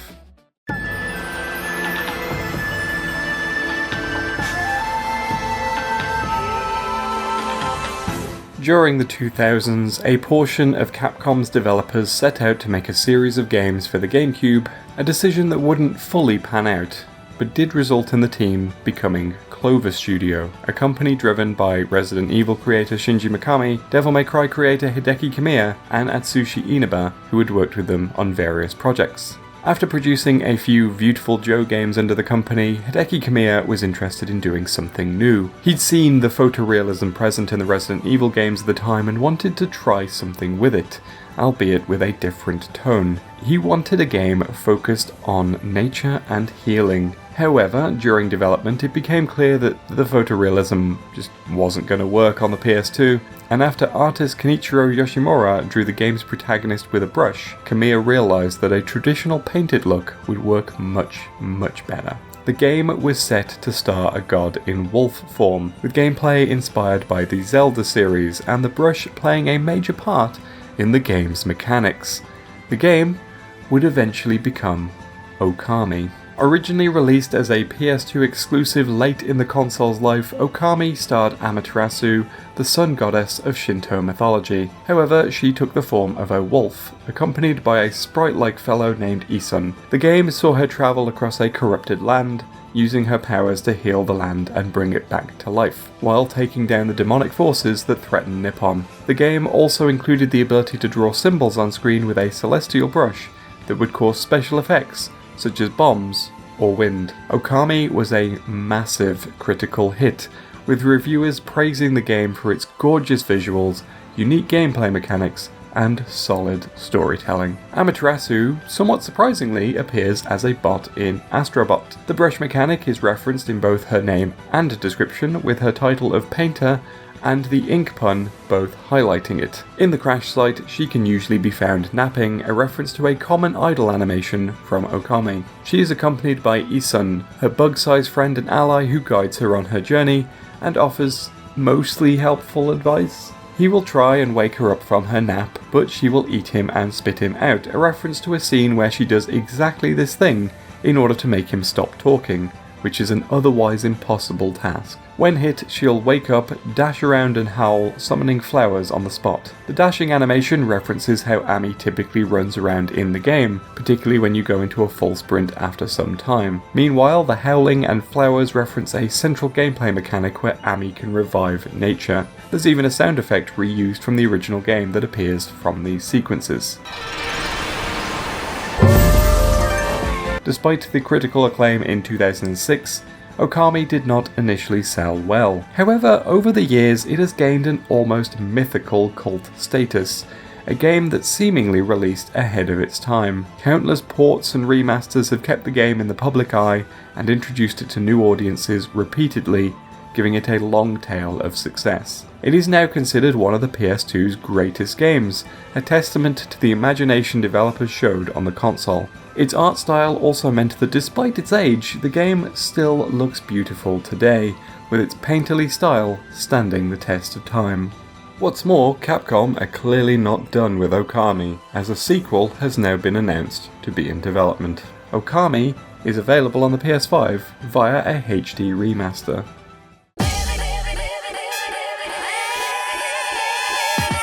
The Shin Megami Tensei series had been a decent success in Japan, with entries across the Famicom and Super Famicom. In 1994, Shin Megami Tensei If released, where a high school becomes part of the machinations of demons. The critical and commercial success of this title led the team at Atlus to consider exploring it further, ideally within its own spin-off series. Work soon began on Megami Ubunroku Persona, or as it would come to be known in the West, Revelations Persona. The game was designed as a PS1 exclusive and garnered plenty of critical and commercial success.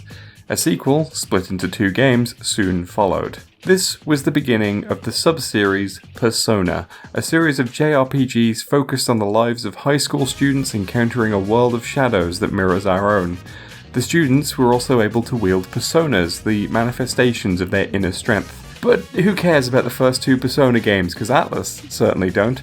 So let's move on to where the series' own publisher thinks that it began. In 2003, a designer on previous Persona and Megami Tensei games, Katsura Hoshino, approached Atlus with an overhaul of the Persona formula. The goal was to push the series to a wider audience outside Japan and put greater emphasis on party bonds for both story and gameplay benefits. Persona 3 would eventually release for the PS2 in 2006 in Japan, and would release in the rest of the world in the following years. This overhaul worked, and Atlus managed to reach the international audience they desired. Persona 3 was a critical and commercial success, with its concept elevating it above other JRPGs of the time. You played as an unnamed protagonist who moves to Tatsumi Port Island.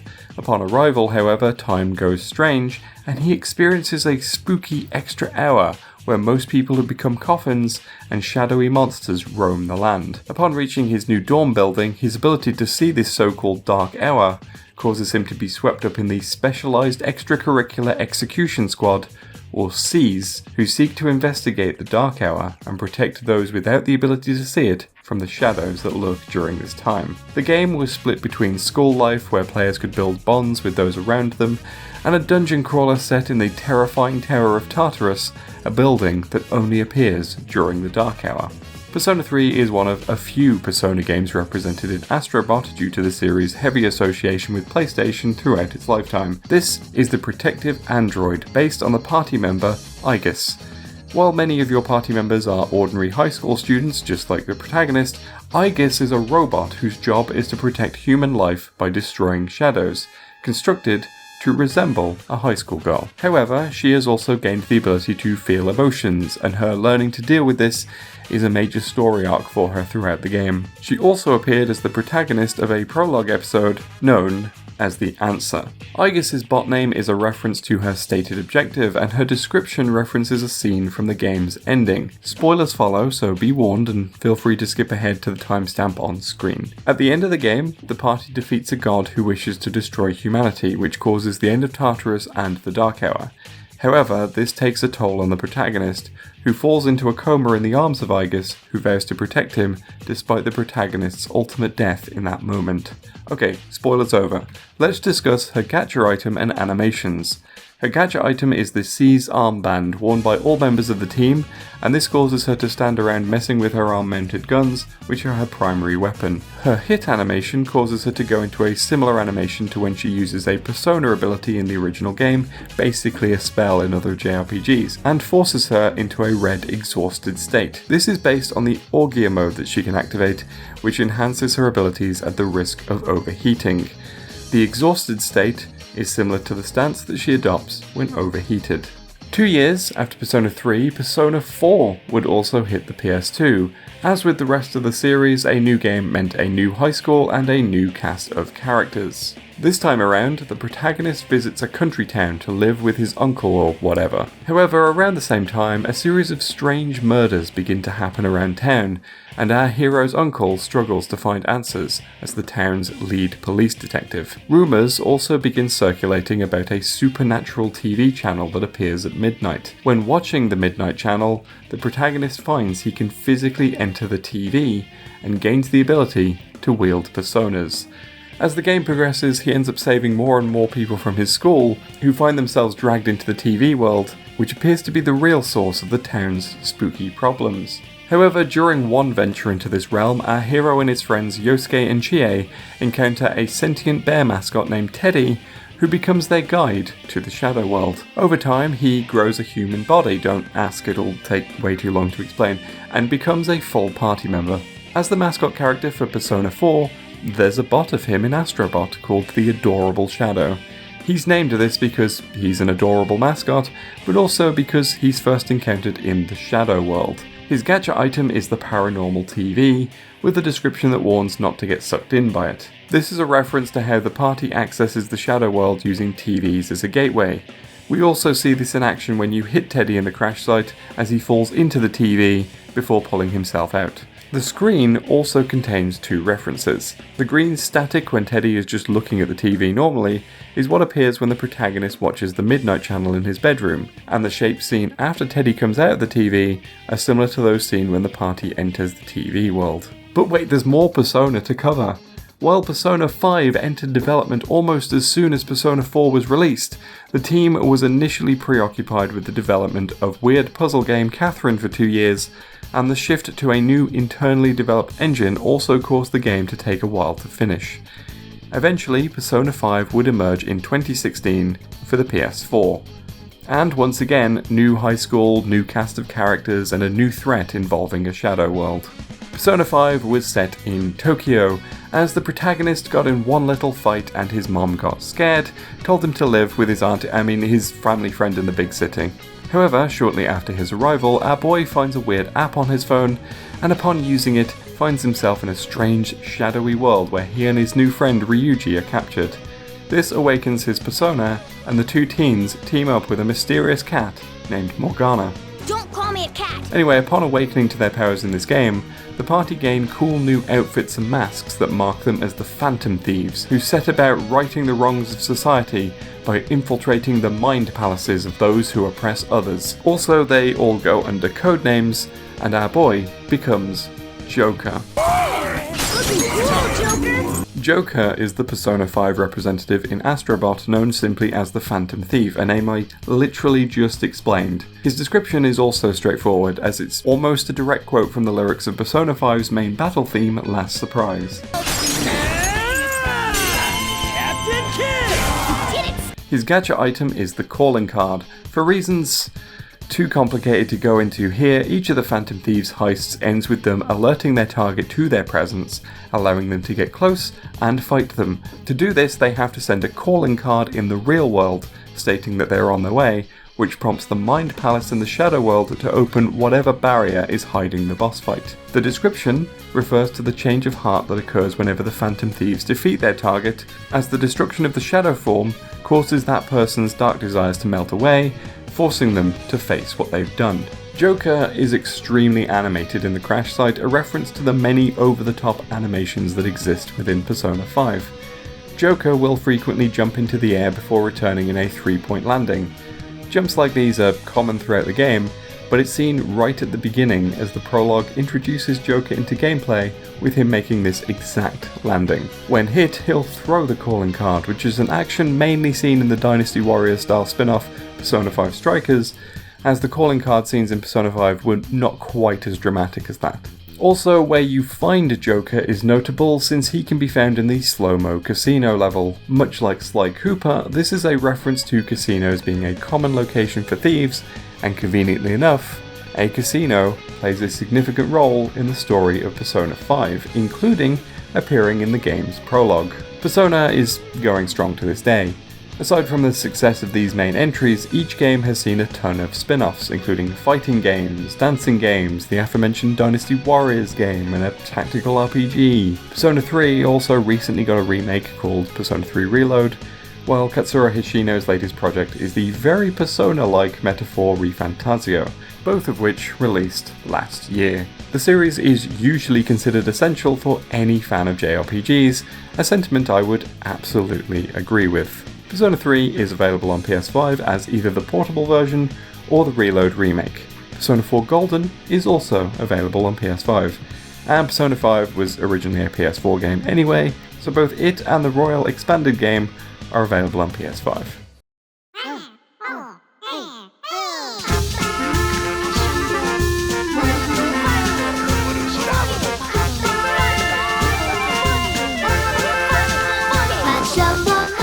In 2004, Team Eco member Tsutomu Kono was sketching out a game idea on a train. He imagined a game where multiple characters could be controlled at once, and realised that tilting the phone he was holding could lead to an interesting control method. With the PSP nearing release, he decided that the handheld shoulder buttons would make for good tilt controls. He pitched his concept to Sony as a unique game for the PSP, something custom built for handheld play.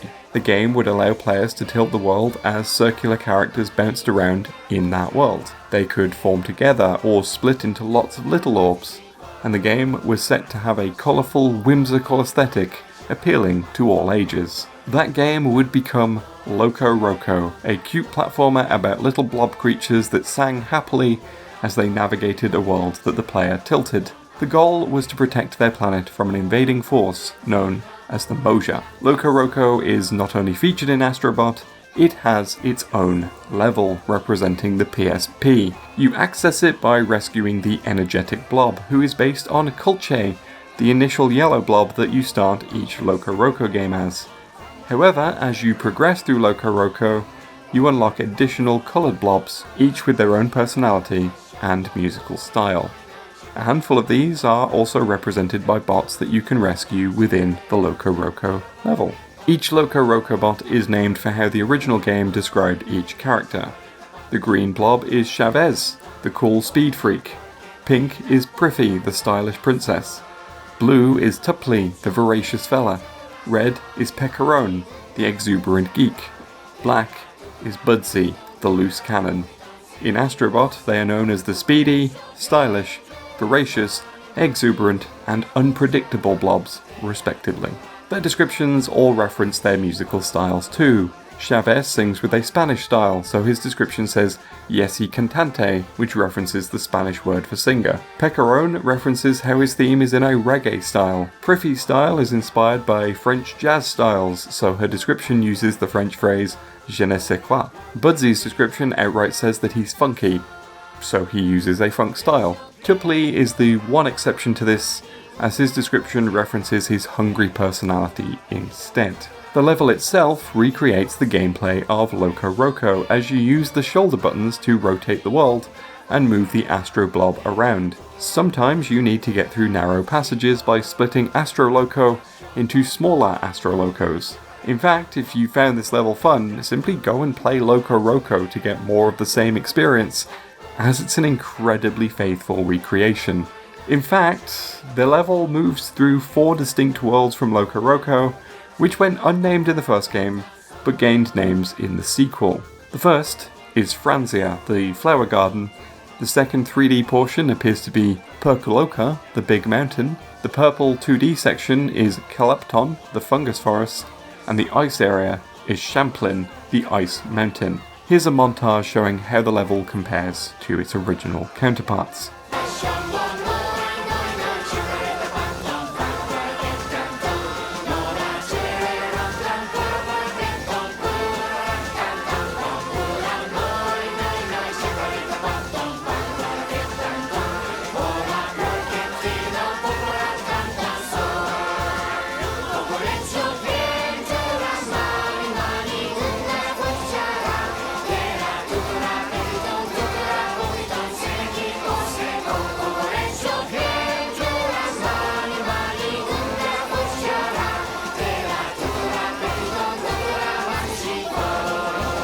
LocoRoco was a huge success for the PSP, and a sequel and a couple of spin-offs would soon follow. It's not had many new entries since, but it's clearly a favourite at Sony as efforts to bring the game onto modern systems are pretty common, and it gets referenced in other games fairly frequently. The fact it was chosen to represent the PSP in Astro Bot is a very strong argument for that.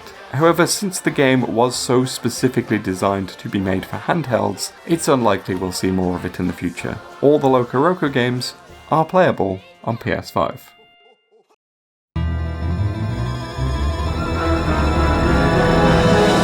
Ghosts and Goblins released in arcades in 1985. It starred a knight known as Arthur who battled his way through horrors in order to rescue a princess. The game was a side-scroller known for its brutal difficulty due to how easy it was to get swamped by enemies. It gained extra popularity when it was ported to the NES, where it became a notable game for Nintendo systems. Wait, this is about PlayStation though.